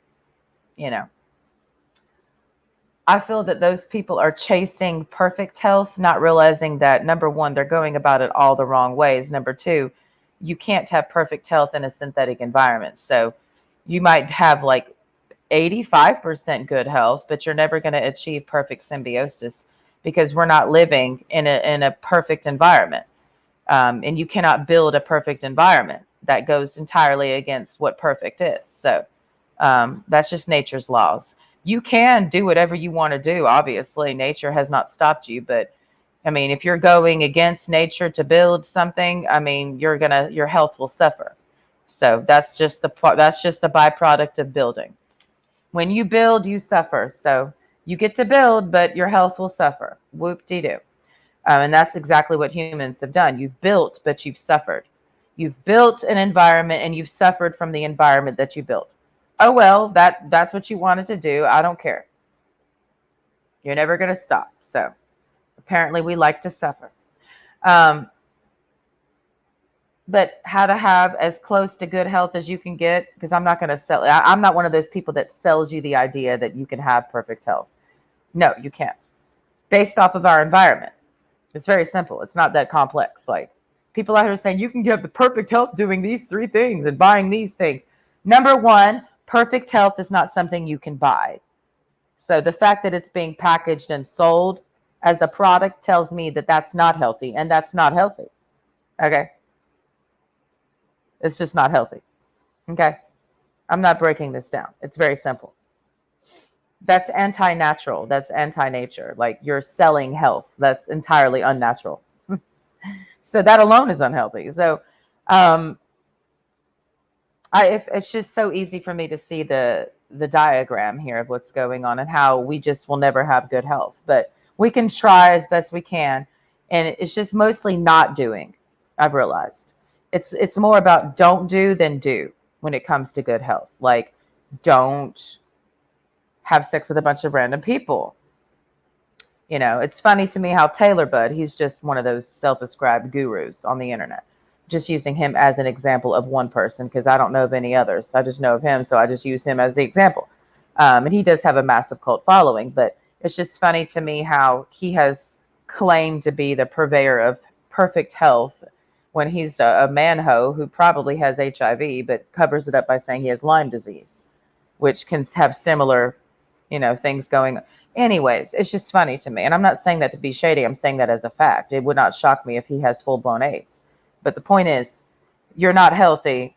That dude is not healthy. But people think he is, and they follow what he says to do. It's like Jim Jones. I mean, it's like any cult leader. You follow what seems to be healthy, an experience. So, and then it leads you off a fucking cliff. We watch it every day. So it's mostly what don't do. Like, you're not healthy by having multiple sex partners. That's not healthy. This is holistic health. This is what Casey Budd's not into. Casey Budd, she's another health guru. What you could do is just go to her channel, subscribe, and pay for her rent, because that's all that is happening. Yeah, just go pay her rent. So she's somebody who does not focus on holistic health. She just focuses on what she looks like. And that's not holistic health. That's narcissism, and narcissism is not healthy. But regardless, I mean, that's just one aspect of it. I don't consider her to be healthy, so I don't follow anything she says to do. But it's amazing to me how many people get caught. Like, this gets into why do people follow certain people. I have not gotten caught up in following anybody. And you follow the wrong person can lead, because I mean, you're following them. You're following what they say to do. And that can lead you off a fucking cliff and die. There's been several people that have followed Taylor Budd's methods, and it led them into worse health. But what these gurus will tell you is that there's just something else you didn't do right, and they keep dangling the carrot, and what you should just do is stop following them. Because it's just not healthy. They're lying to you, So when it comes to detoxing, if you're in debilitating pain because of, some health thing that you're doing, that's you're actually poisoning yourself. Like, I've realized that when it comes to herbs, and that's why I don't listen to anybody when it comes to herbs. I just know what I know about herbs, and I'm not here to teach nobody about herbs, because that's a liability, and I could go to jail, because you could die doing what I say to do with herbs, because it is a pharmacy. So anybody out here concocting herb potions for people like Taylor Budd and Casey Budd, you have a class action lawsuit that could be filed against your ass, since you are an LLC for prescribing something to somebody and they take it and they have a bad reaction. You could get sued. You literally could. You could get sued for somebody suffering a problem because of breathwork classes. But these bitches don't know that, because they're too egoical to think about that. But anyways, when it comes to herbs, and I know enough about herbs to know, you shouldn't take them lightly. You shouldn't utilize them lightly. And I have a pharmacy, as I've stated a million times, in my fucking cabinet. But most of those herbs I'll probably never use, because there's no need to use something in a certain way unless you have this specific thing that's going on with you. You should not just, like sassafras. I just got a package of sassafras. I'm not going to be utilizing that heavily. I did make a sassafras red clover tea, but sassafras is not an herb that I would intend on using every day. And I don't use herbs every day in the same way. Anybody who is using a singular herb like every single day is a dumbass. You are. You're not meant to utilize herbs and roots every single day in the same way. But go off. Keep doing that, okay? But that's the problem with these new age people. They don't understand herbs. Like Native Americans, like my side of things, because using that term Native American is very broad, but my side of things, like Eastern Band, Creek, Muskogee, Chickamauga, those people, Cherokee, okay, of course, blah, blah, blah. When it comes to herbs, and that's not something you just be drinking and using every fucking day, like burdock root and red, like you don't use sassafras every fucking day. You don't use chickweed every fucking day. It's like and we were picking them. Like I've done the picking the wild herbs, and you can't even use them the same way because you're picking them seasonally, number one, because that's what these bitches is not doing, using them seasonally. That's why I love clover season, because you use it seasonally. You're not supposed to drink red clover in the wintertime. It's a spring and summer herb because that's when it fucking grows, you know. Now we're getting into pine needle season and like the evergreen season. And pine needle tea is great. If you live near any, like have pine trees, utilize it in the wintertime. If you have any flu-like symptoms, if you're dealing with congestion, take you some pine needles, boil them, make a tea, and add a little bit of lemon juice. And that's going to be good for you, I promise. I'll prescribe that. It's not going to kill you. There was a greater point I was going to make about herbs, and I just don't utilize them. And this, you know, I would be very leery about just getting so, you know, just know what you're doing. Because y'all just be out here. It's for show, number one. It's for show.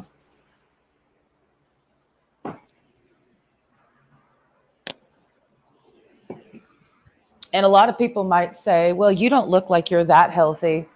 That's fine. Follow who you want to follow. I'm not the one begging for subscribers. You know, when I start a live stream, I don't say, hey guys, make sure to subscribe and click the bell and follow me on the internet. I'm not begging for views and begging for followers. And anybody who's really showing signs of wanting to be like Casey Bud. Casey Bud's somebody that I've studied scientifically for the last 2 years because that is a psychopath. And Casey Bud, she goes by Casey-Michelle on YouTube now. Casey Bud is somebody who is desperate for followers, and wants to be a guru because she's a raging egomaniac. So gurus are people, this is the thing about gurus. This is the thing about I don't care what they're called. Religious leaders, gurus, preachers, teachers, they're egomaniacs. On the surface level, it seems that they're doing what they're doing. Oh, wow. That's excellent.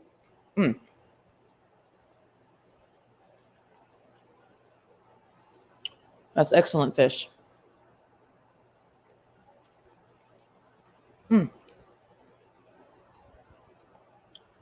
That's great. Some Indian food. I don't know if I can eat this.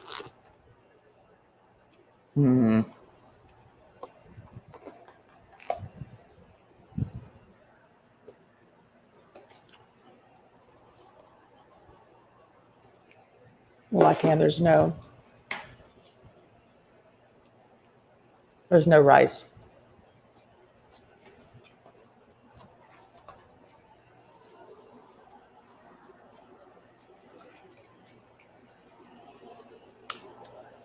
Can I focus? Okay.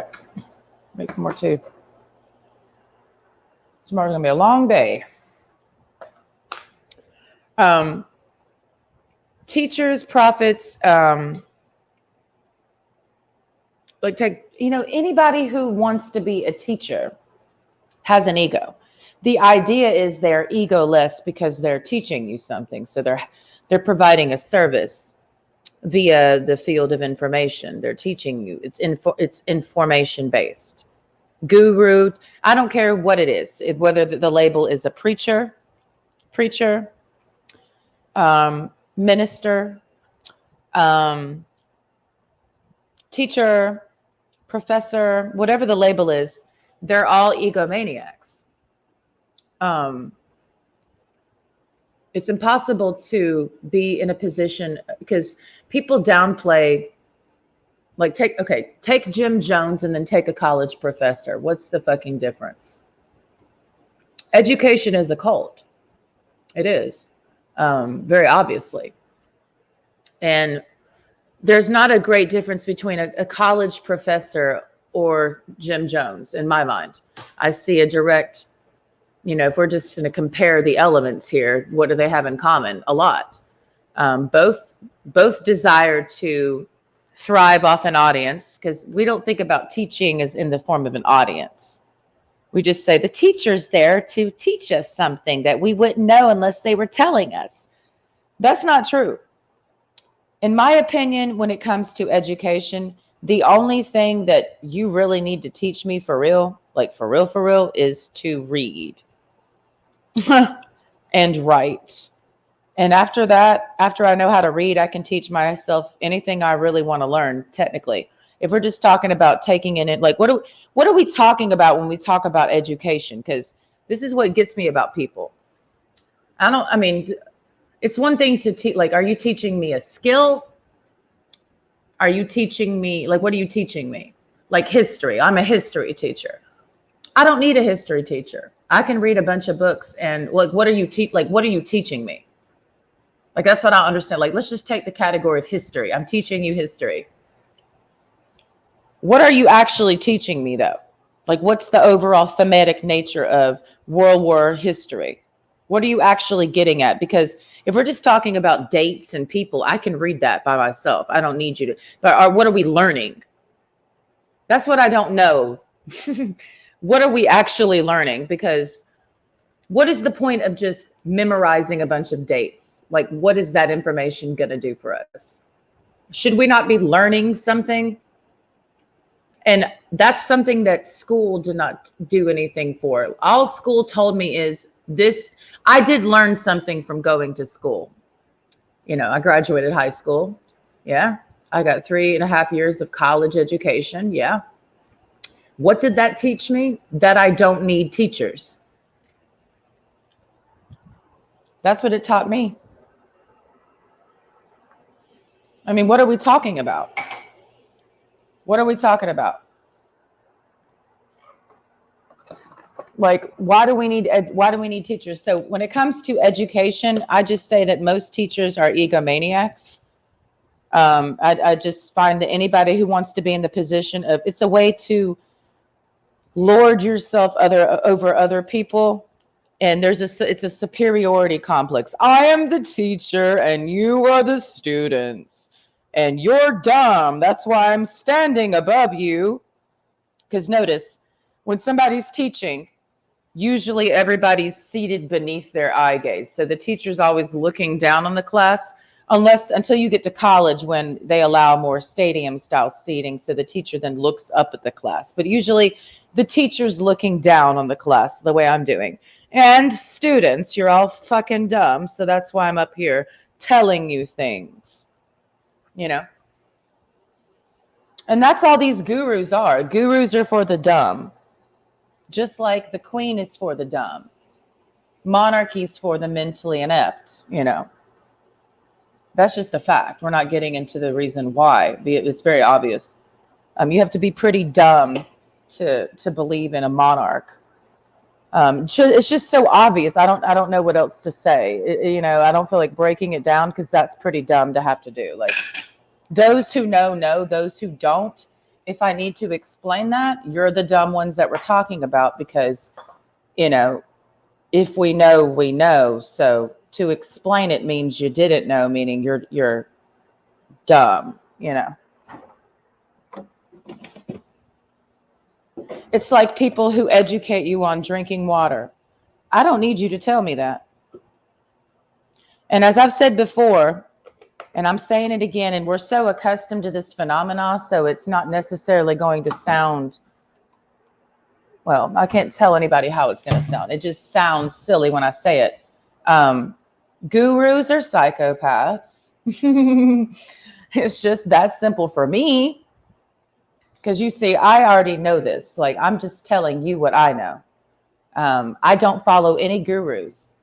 And I'm somebody that is, I guess you could use this term to describe me as incredibly spiritual, but I don't use the term spiritual to describe myself in any capacity when it comes to what I believe. And I don't even like using the word believe because it's not even what I believe. It's what I fucking know. And in my little mind, there's a massive difference between knowing and believing. Okay. So I'm not somebody who prays. I only pray on camera as a joke. I don't follow any master teacher. I don't have a bunch of books on witchcraft in my house or religion or spiritual texts. I used to read a lot of Krishnamurti when I was into spiritual texts, but I realized spirituality is about my connection with ether. So I don't need to read your words. I have my own fucking words.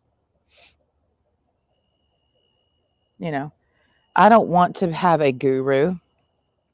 Anybody who needs a guru is weak inside, you know. And a lot of what I keep my eye on in the spiritual community. I do keep an eye on those people sometimes.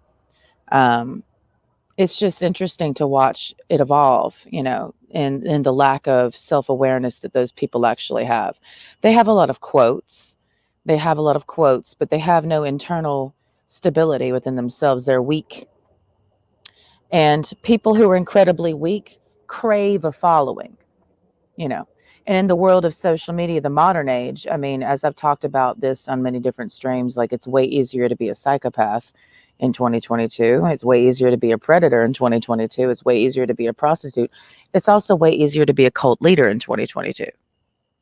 You know, there's way more cult leaders now than ever before in human history, I would say, thanks to the internet as the petri dish to grow the bacteria into full-blown viruses known as cult leaders. And there's a lot of cult leaders right now. And there's a lot of dedicated cult followers right now. You'd be surprised. Coming to a mall near you, maybe. Coming to a village near you, maybe. You know, these people have gatherings. And I do feel, and I do believe, and this is just what I feel, that at some point we're going to see phenomena because life is still happening, guys. We haven't seen everything. Remember that. When you think you've seen everything, just know that you haven't. Always leave room for shocking possibilities, things, phenomena that you've never seen before, because that's already been occurring in the last few years. Things that were not happening have started to happen. Things that were not a phenomena are now a phenomena, and now they're just a regular occurring phenomena. So now it's just part of our. It wasn't even a thing 2 years ago. Now it's a thing, and I'm not talking about COVID. I'm talking about human behavior. You know, so it would not shock me one bit in the next few months or a year soon that we start seeing a lot of very interesting cult phenomena happening. Like cult movements, cult phenomena like mass suicides and shit like that. Me and Okama have said this for a while, and it's part of, we have like a short list of things that we know are going to happen. We just don't know when they're going to happen, like phenomena. I do feel, and she does feel, and we've felt this for a while based off of our observations of certain phenomena that we've just paid attention to. Noting how those things have evolved, we do feel like there will be some group somewhere, probably in America, that will commit mass suicide soon. I personally feel that's going to happen. Who is it going to be? I don't know. There's enough cult leaders out there that it could be eeny, meeny, miny, mo. But there's one cult leader in particular that I feel will lead a mass suicide. And when it happens, I will not be shocked. We say his name privately a lot, and we're just waiting on that day for when he actually does it, because everything, this gets into Jim Jones, like the writing was on the wall. You know, they made it clear what they were going to do, just who was paying attention. You know, if you listen to how somebody's talking, what somebody's, the whole vibe of somebody, like Taylor Budd's a suicide cult, very clearly, incredibly clearly. Taylor Budd leads a suicide squad. It's a cult. It's a suicide state of mind. You can be totally living in the state of suicide and have not killed yourself. All of those people technically is a suicide squad, suicide cult. Everybody in that new age, like, you know, this very aliens are coming, the ETs, they're all suicide. Hippie Island's in the suicide cult. She's also a suicide squad person. They all are. It's just a matter of when they're going to do it. And are they going to do it together, or are they just going to one by one kind of like off themselves? I don't know. It's just something I've observed. I know that there's going to be a mass casualty event this week. I don't know where. I just feel that. I just feel there's going to be a mass casualty. I don't know in what capacity it's going to be mass casualty. I just know that there's just going to be a mass casualty event this week. It might be an earthquake. It could be a number of things. Yeah.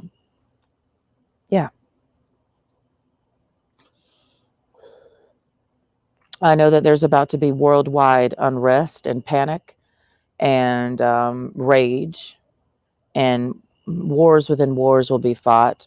Micro wars within micro wars are going to be fought. And that's probably already underway.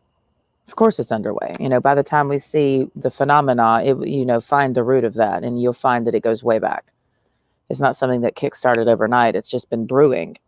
And it has been brewing. It's been brewing for some time, and at some point, everything's going to unleash. And we all know it. Just some people just want to disassociate from that, and some people accept that. I'm one of the people that accept that. I'm not really tripping on it. Like I'm not into some apocalyptic thinking. I don't believe in the apocalypse the way it's described in the Bible. I don't believe in the apocalypse the way it's described by anybody. I don't believe in the apocalypse. No, that's not what's going to happen. It's something worse.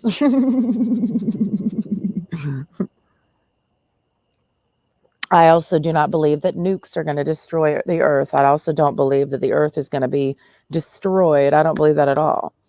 I just believe there'll be a mass human casualty event, and maybe different events within events, and humans are just going to go extinct mostly. There might be a few people left, but I mean, I don't believe it's going to be that bombs bursting in air shit. I just believe a lot of phenomena, micro phenomena. If you have the eyes to see, you'll see it, and it's just going to be a lot of motherfucking people dying. That's it. That's what I see happening, and there will be things and phenomena that help make that possible. And things will just keep collapsing, and little collapses, and walls will collapse. And yeah, I truly do believe in the collapse of civilization. I mean, I don't have to believe in it for it to happen. I mean, it's clearly happening, but I don't believe in the apocalypse. There's a difference between the civilization collapse and the apocalypse, in my mind.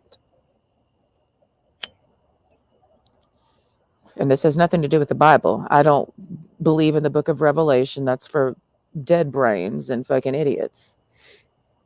And I could easily bring up the Bible and break down each verse. I could. And I guess some people want to see me do that to prove it. But there's nothing that I can do to prove to a pea brain that the book of Revelation is trash. So there's no need for me to even bother breaking it down. I simply know it's bullshit, and that's all that matters. So I'm not wasting my time chasing some bullshit fucking phenomena over here. Because it's all about you wasting your time. Like, that's the thing. I don't have a savior complex. I don't feel the need to save you from your stupidity. If that's what you want to do, well, you'll go destroy yourself. I'm not believing in that, so I don't struggle with that. I don't waste my time listening to that, watching that. I didn't watch the Queen's funeral. I tuned in just to hear what they were singing, girl. But I didn't give a damn. The most interesting to me was watching her casket get lowered into the vault, and I said, but that was it. That was boring. I would have passed out if I was there. Give me some crack. I mean, to stay awake for this goddamn thing. The things that interest me about the royal family is the meticulousness. The reason why everything seems so grandiose with them is because they're so anal retentive about every little detail. And that's what makes it seem like more than what it is, because they count 5 seconds after every gun salute and they shoot the guns. It's OCD. They have obsessive compulsive disorder. And that's what makes it ritual. That's what makes it something, because you ritualize something. And you do all these rituals, and it makes it seem more than what it is. And it's just ritual. It's really basic. It's not the these guru spiritual people that they make it more like, talks about Illuminati and shit. Like, they make it more than what it is. It's like, it's really nothing. It's nothing. It's all smoke and mirrors. These people gas everything up to be more than what it is. And it's nothing. It's just secrets. That's all it is. It's secrets and rituals. That's it. If I were to sit here and do this for like an hour, and then I say, this means this, that's religion. You just give meaning to it. That's all they do. Does it? You made it something. Like, when I place this lighter, it symbolizes that I'm letting go of You just make it up. You just make it up. Does it really mean that? No, you just made it up. That's all it is. That's why I don't be reading magic books and witchcraft books, because it's like you just make shit up. When I like this represents the burning off of all the demonic energy. Is it actually doing that? No, it's not. It's just, you're just playing pretend. And it's pretty lame. Give me the witchcraft that's actual power, and nobody will notice it because it's not ritualized. And that's for real. Real magic is not ritual at all. It's chaos. There's no rhyme or reason to it. You can't find the pattern. That's the power. When you sit there and ritualize, and then that becomes the power, that's so centralized, it's easy to destroy. Power that's centralized is easy to destroy. Power that's not centralized is not easy to destroy because you can't find the pattern to destroy it. That's why if you really want to be powerful, break pattern all the time. Every day, break pattern. Don't get stuck in a pattern. You lose your power being in a pattern. Period. By pattern-based living is you deducing energy and power from yourself. If you want to stay powerful, if you want to be power, what power is, and nobody can take your power, then change your fucking patterns. Don't get caught in a pattern. That's how you're easy to fuck with. Think about it. Do you have enemies? Do you have ops? Well, look at the pattern of your life. It's so predictable. You do this every single day. You go here every single day at this time. It's easy to decentralize you because your power, your energy is centralized. So if you're trying to practice power games, you're trying to get into some 48 laws of power, or if you're seeking power, if you want to be powerful, then you got to break pattern all the fucking time and keep the hoes on their toes. Plus, it's for your own health. You can't stay stagnant. It's not about other people. It's more about you and not being stagnant. Break pattern. But then you'll find out that people get nervous when you start breaking pattern because they're like, oh, you always do that. You're not doing that anymore. Something's wrong. So now their energy's off kilter, responding to your pattern change.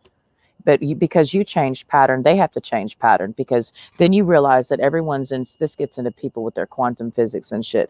Everything is a gear. You're a gear, I'm a gear, and we're all responding to each other molecularly, right? So when I move this way, now you have to move that way because you're used to responding to me a certain way based off my pattern. When I break pattern, you had to break pattern. Period. And that's how you destagnify the situation. When shit starts feeling stagnant, that's when shit dies. So anybody who's stuck in a habitual way of living and a pattern, just like a revolving door pattern, you're stagnant and you're dead. It's dead energy. You know, you have to live like a river, always flowing, always fucking going. You can't let yourself get dammed up, hemmed in like a swamp, and now you're stagnant, now you're motherfucking dead. That's on you. And then everybody else around you can just feed on your fucking carcass because you're just giving dead energy. You're just stagnant. You're just stale. You know, you got to keep yourself fucking fresh. And that's something that I'm always doing. Like, and I can't do it in a lot of crazy ways just because of the environment limiting me and my ability. But I have to find creative ways to not be stagnant. Just little things. It's about the micro things. It's about the tiny things that you do. Change, break pattern, bitch. You're predictable all the fucking time. You're easy to destroy. You're a sitting fucking target. You're easy to destroy. You know how easy you are to destroy when you don't move? And that goes for you people who utilize social media. You're easy to think about it in terms of you having enemies. Now, let me ask everybody, do you have any enemies? Some of you will say, of course not. I don't have enemies. I'm not in a war. Well, you don't have a lot of friends. Remember, you're antisocial. Do you like a lot of alone time? Do you like not being around a lot of people? That means that you don't like a lot of people. So that means they're not your friends. That means that if they're not your friends, that means they're your enemies. We can do the simple deductive reasoning here. You know what I mean? If they're not my friends, they're not my lovers, that we don't like each other, then they're technically my ops. So that means most people are my ops, meaning when I enter society, I look at everybody as an op. Are they for me? Or are they against me? Most people are going to be against me. Most people do not have my best interest at heart. They do not. They don't. That's a fact. Most people don't have your best interest at heart. That's a fact. So, how do you protect yourself in this society? Number one, because this is another situation that we're dealing with, and we've always dealt with. How do I stay safe? Well, the weapon is not your first gear of safety. If your first idea of when I say how do I stay safe, and you say a gun, I get a gun. No, it's about being smart first. You can have a gun all day and not be intelligent, bitch. And get yourself. You can have a gun. I'm talking about being able to protect your mental health, keep your peace, have peace in your life, not get caught up in drama. That's what I'm talking about. Y'all so quick to think about a gun and safety in the sense of survival of somebody's going to kill me. Somebody can kill you without killing you. Somebody can suck the love and life out of you, fuck with your head, fuck with your emotions. That's as good as being dead in my book. I'd rather actually them just fucking kill me than to fuck with my mind and my fucking heart. Period. Because that's to me, that's you killing somebody. If you are intentionally fucking with somebody's mind and their heart, fucking with their feelings, you are a killer. Period. Because you don't care about them. So therefore you're a killer. Period. If you're going out of your way to fuck with somebody, you're a killer. You're just doing it the nice way, where I'm not actually going to kill you. But you're a killer nonetheless, because you're not operating in the realm of caring and respect. So you don't respect my mind, you don't respect my feelings, then you're a fucking killer. You are a threat to me. Therefore, I treat you like a fucking threat, and I know what to do with that. It's about being smarter than them, okay? A predator is going to be a predator. We're talking about predators, okay? Who's not a predator is the question. Everybody's out to get something out here. Would you agree or disagree? Tell yourself that. So how do you protect yourself? How do you not get involved with the wrong person? How do you not get caught up in some shit? Awareness. Is that something I can teach? Since everybody's out here being a teacher, can I teach you how to be aware of your environment? Can I teach you how to be aware of people? And it's not about looking at them and seeing them. We're talking about knowing them, seeing their intentions. Can you see somebody's intentions? Yes, you can. A lot of people predators like to say, you can't know my intentions. Yes, the fuck I can. It's very obvious. And predators are dumb. Predators are so fixated on if you can know a lot about a predator, just see when you're dealing with somebody. And there's so many variables involved in what I'm saying right now, but I'm just trying to keep it singular focused right now, meaning incredibly simplified. When you're dealing with somebody, you can tell the way they edge the conversation will show you what they want from you. If they keep pushing subtly. Some people are more direct with their pushingness, and some people are more subtle. They just use the power of suggestion, and it's their desire to be involved with you. Some people have the certain skill set where they create a need for them in your life without you really realizing it. That by the power of, like Casey Budd. Casey Budd is a prime example of somebody who has the skill set of, she's a parasite, but there's different types of parasites, right? There are the parasites that land on you and leach from you on the top of your skin, and then there's those ones that get under your skin. You know what I mean? Have you ever heard the phrase in the South, you just get under my skin? It's them burrowing people. They know how to burrow themselves underneath your skin, and before you know it, now you're being eaten from within. I'd rather deal with the parasite that lands on top of my skin and starts leaching. I can see it. But that burrower, they know how to weasel. They know how to, they're very surgical with how they deal with you. They're very calculated. Females have this skill, I feel, more than males do. I feel that females are more calculated than males are. I feel males have more of the chaotic energy, more of the brash, which I prefer to deal with, by the way. I would prefer to deal with that, as much as it annoys me, more than the calculated female. Would you agree or disagree? Females are incredibly calculated and sneaky. That is one of their toxic traits. Now, you can stop being sneaky, but most females like their toxic traits. It makes them feel powerful because they know they're sneaky. They know they're calculated, and that's their little, their little fucking mini-me thing that they have with themselves. Within every female is her own mini-me of herself. I'm telling you how females are, and most of you dudes who watch will be like, nah, no, this is what happened. This is what it is. I'm a female. Most females have their own secret mission that only they know about. It's secret ops. They won't tell a soul. They won't. They have their own secret mission. They're not going to let anyone know. It's a power trip. Bitches are after power. So some people, some females like Casey Bud, are what I call the burrowing parasites, where they create a need for themselves in your life in a certain way by power of suggestion. Are you tired? Are you asleep? Well, I can provide for you something. Do you need them? No, but they'll convince you that you need them. That's that parasite. And that's the most dangerous because they know how to make themselves a drug unto you. Yes. And the female who knows how to make herself a drug unto a person is the most dangerous female alive. She's more dangerous than an actual, quote, would be considered an actual killer, because she knows how to suck the soul out of you slowly. Always leaving you wanting more. Yeah, leaving you like a goddamn addict. And it's not because the pussy's so good. No. No, that's not what we're talking about. We're talking about emotional and psychological parasites. Dudes do not like admitting this. This is why these dudes out here are not healing, because they're too arrogant and narcissistic to admit to themselves that these females have them emotionally and psychologically hoodwinked. And they just throw it under, oh, that pussy got me hooked. No, that pussy did not get you hooked. It's the emotional and psychological hookery that's going on. And you don't want to admit that you've been psychologically, dominated by a female. So you just opt for, well, her pussy. You think that's your way out, but you're lying to yourself.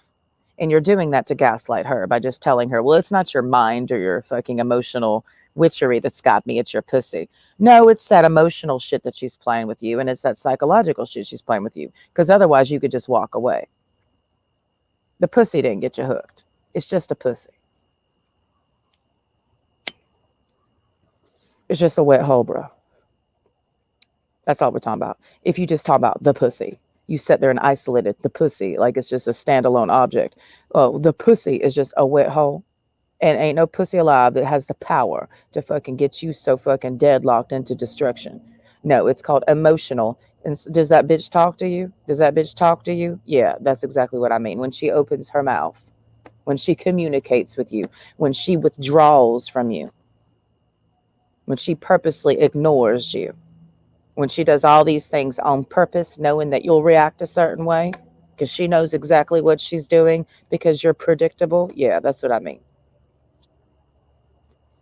But you're too big of a fucking simp and you don't even want to admit it. The first step to recovering from being a simp is not, no fapping. It's admitting to yourself that you are a simp. And I have not heard one simp on earth yet say that they're a simp.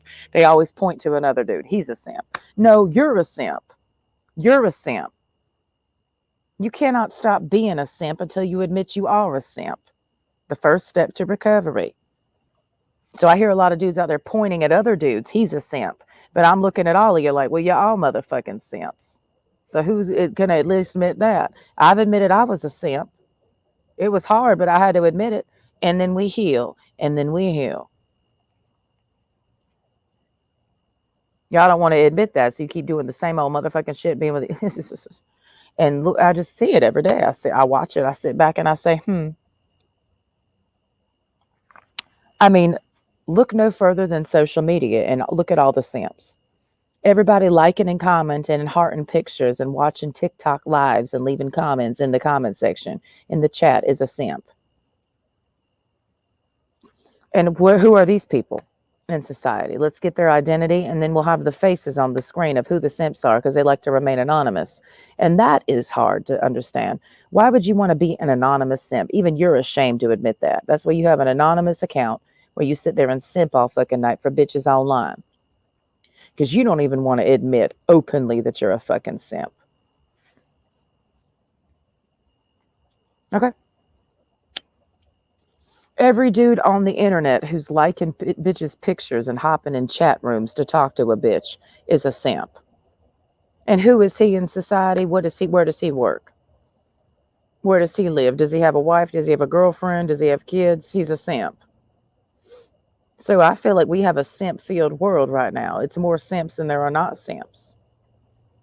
And I don't have time for the alpha conversation anymore because all the alphas that I've met are simps. So there is no more alphas. All the alphas are dead because all I see is simps out here.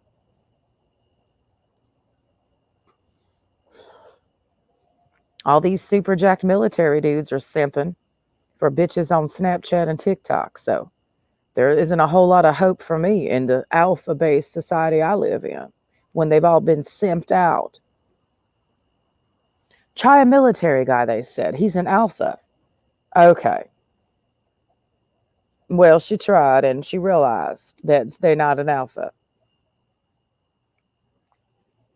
You're not an alpha when you go to the strip club. I don't care if you got a Beretta on your hip, bitch.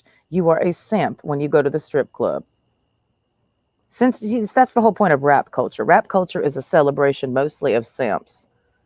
You know, let's talk about it. Let's be healthy for once. What is rap culture mostly rooted in? Drugs and prostitution. That's the culture. Video vixens and strippers and hoes. That's called hookers, bitch. It's just hoes. Hoes and drugs and guns. Simp culture. That's the three things you need to be a simp. Drugs, guns, and hookers. And a wife. Right? And a side bitch, and a mistress, and a main bitch, and a da-da-da, simp. I just think it's hilarious how these dudes who believe in polygamy, because that's why I just want to be a man hoe. You're just a simp. You just got to see the game for what it is. It's an inverted pyramid. They are here. I'm a pimp. No, you're a simp, is what you are. You technically are. Pimps are simps, technically. But they got a big stick, you know, because the simp will get violent. The simp will get aggressive. Always. Always. Simps, a lot of them like to act simpy, like they're just like, oh, I'm just simping. They always will get violent. Always. Always. Because they hate what they are into. They hate that their simps hate themselves. They hate it. We're not talking about men. That's not what we're talking about. We're not talking about masculinity. We're talking about simping. It's the same equal and opposite of what a hoe is. Hoe state of mind, simp state of mind. It doesn't matter if you're married. You could be married and be a simp. That doesn't matter. Marriage doesn't cast away the sins of a simp. Like, you still a simp and you can be married. You can have a girlfriend, boyfriend. Simp. You simping for drugs. Simping for fucking, I've been a simp for coffee beans. You know what I mean? Simping for coffee beans, like simping for cigarettes. Sad. It's sad. You can apply simping to a lot of shit. Simping for sugar. Quit being a damn simp. You know? Why do we want to be pathetic? Do you want to be that weak dude that's just so addicted as a simp? Like, that's the thing about being an addict. It takes away your strength as a man. You know, you've been weakened by the addiction. And let's not separate drug addiction from porn addiction. People like to do that. Like, most people who have a damn drug addiction have a sex addiction too. They all are symbiotic, okay? Addicted to porn. It's the same thing. Addicted to hoes. Taylor Budd, he sits up there pontificating about don't eat this, do that, but he's a simp. He's addicted to fucking hoes. Like, shut the fuck up. I don't take him seriously. Yeah, you can eat like that all day, but like, we're talking about, I don't care about your fucking physique, nigga. Like, you can have a certain physique, but you got a pathetic personality. Like, you a simp. That's why Taylor Budd, he's the king of the simps. He walks around pointing, I got guns. See, you got all these fake alphas out here who are really simps in disguise. Okay? Oh, I got a gun. I got a gun. Like, why are we acting like having a gun makes you a man and not I got a gun. Since when does having a gun make you a man? Because that's how I know you a bitch. Because any person who has to constantly flex their guns is a bitch. You working too hard to prove something. Look at me and my gun. I got my gun. I got my gun. I got my gun. You a bitch is what you is. And this is coming from a bitch who grew up in the South. Everybody gun. And they all bitches out here. All these country boys is bitches. Look at my gun. My big truck. Looks like it is you're compensating for something, my nigga, because you're a bitch on the inside. If you're a man, you ain't got to constantly try to prove something. That's my point. You always got something to prove. Like, if you a man, you a man. Ain't nothing to prove. So what's your fucking deal? Taylor Bud, king of the simps.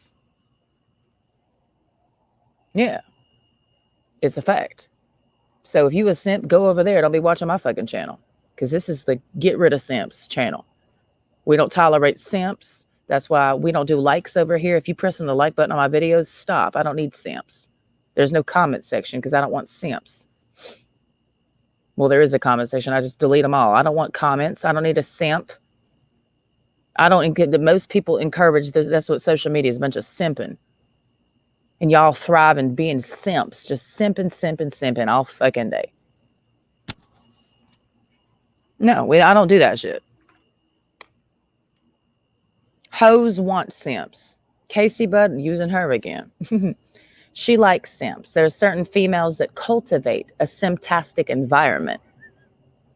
You can do that. Like, I can cultivate an environment that's simp friendly.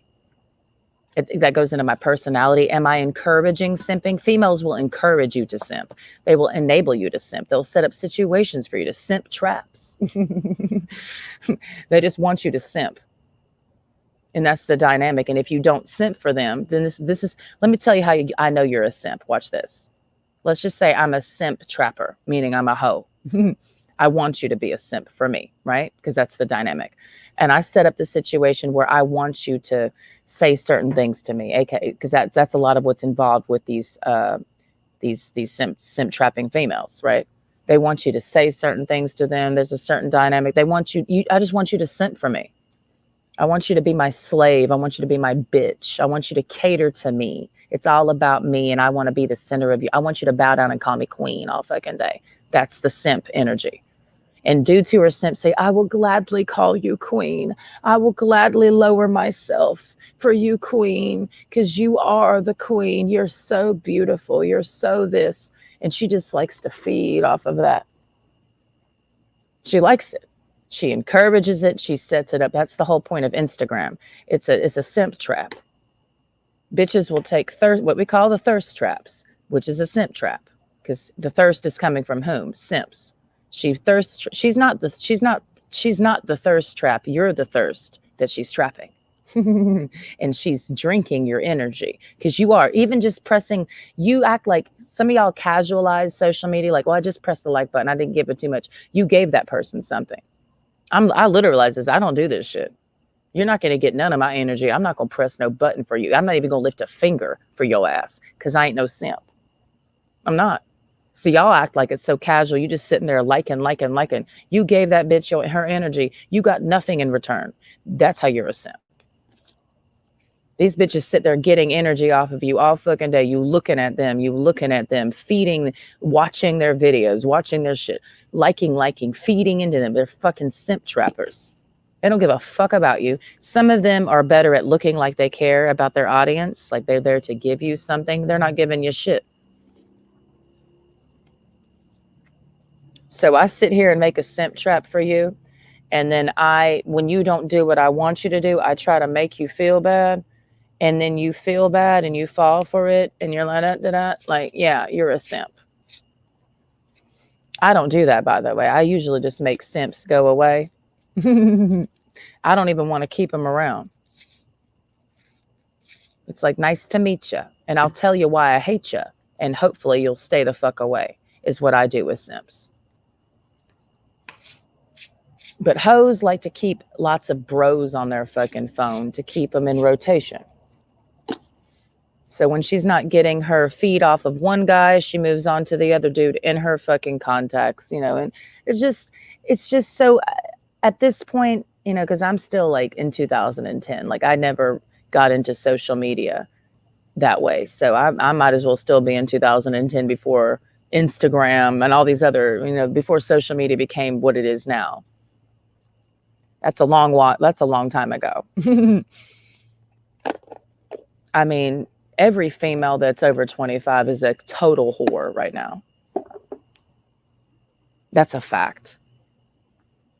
Total whore. And anybody who's mad at me for saying that, you're a simp. It is what it is. And y'all have fun. That's the whole point. Like, I don't really care. I'm just talking about what's happening. This is the environment. This is what's happening. This is the environment that I'm living in. So I'm talking about it because I have to know the environment to know why the mood, the vibe is what it is, because this is what everyone's fucking doing all fucking day. It's going on all day. Non-stop, simping and hoeing all day. Around the clock. So I don't, what's going on in the world? Simping and hoeing all day. That's all y'all do all day. I mean, yeah, you go to your work. Yeah, you go to work and you work, but most of what the core of your life is through your phone, through what you're doing on your phone, simping and hoeing all day. And that's the environment that I live in, not being that way. And it's interesting. It's interesting. So I just wanted to get on here and say all this. I'm going to bed early because I got a big day tomorrow because my sister is deploying. So we're now starting that phase of our lives. And I know that my life for the next few months is going to be incredibly different. And a lot of things are going to change for the better. And I know there's about to be a mass casualty event this week. I know the world is just going to keep crumbling. And yeah, I'm glad I got my diet down to where it needs to be. But there's going to be some really interesting natural phenomena that happens this week. That's all I know. It's just going to get more interesting by the day. And it's not for me to worry about. I'm just noting that as a fact, an environmental fact, because I will feel the shifts in the vibe. And the vibe has definitely shifted today, which I knew it would. And it's definitely going to be a totally different. I do anticipate tomorrow will be more of a irritated, rage-filled vibe in the air tomorrow. That will probably get worse throughout the rest of the week. And I do anticipate a lot of violence this week. So yeah, I got to go. But try to drink more water. Just try to cut out sugar. This is my, what else can I say I can't help anybody. It's very difficult to do anything. I mean, healthy. It is. Everything enables you to be unhealthy in this environment, no matter what it is. It's almost impossible to stop doing anything unhealthy. But, if you just, I don't even want to say give a fuck about yourself enough. That's not what I got going on. It's just something else motivating me. But drink your water, cut out sugar. Just start there. Stop eating anything with sugar in it. You'll know the difference. You will. And then just start there. You don't have to do everything overnight. I have not. I just started with one thing. Stop eating potato chips, even though I've cheated a few times because it's my own. I'm not supposed to, but just cut out sugar. Start there. Cut out bread. Get rid of that. And you'll feel a little bit better. But, if you're a simp, you'll never feel better. Anyways, I gotta go.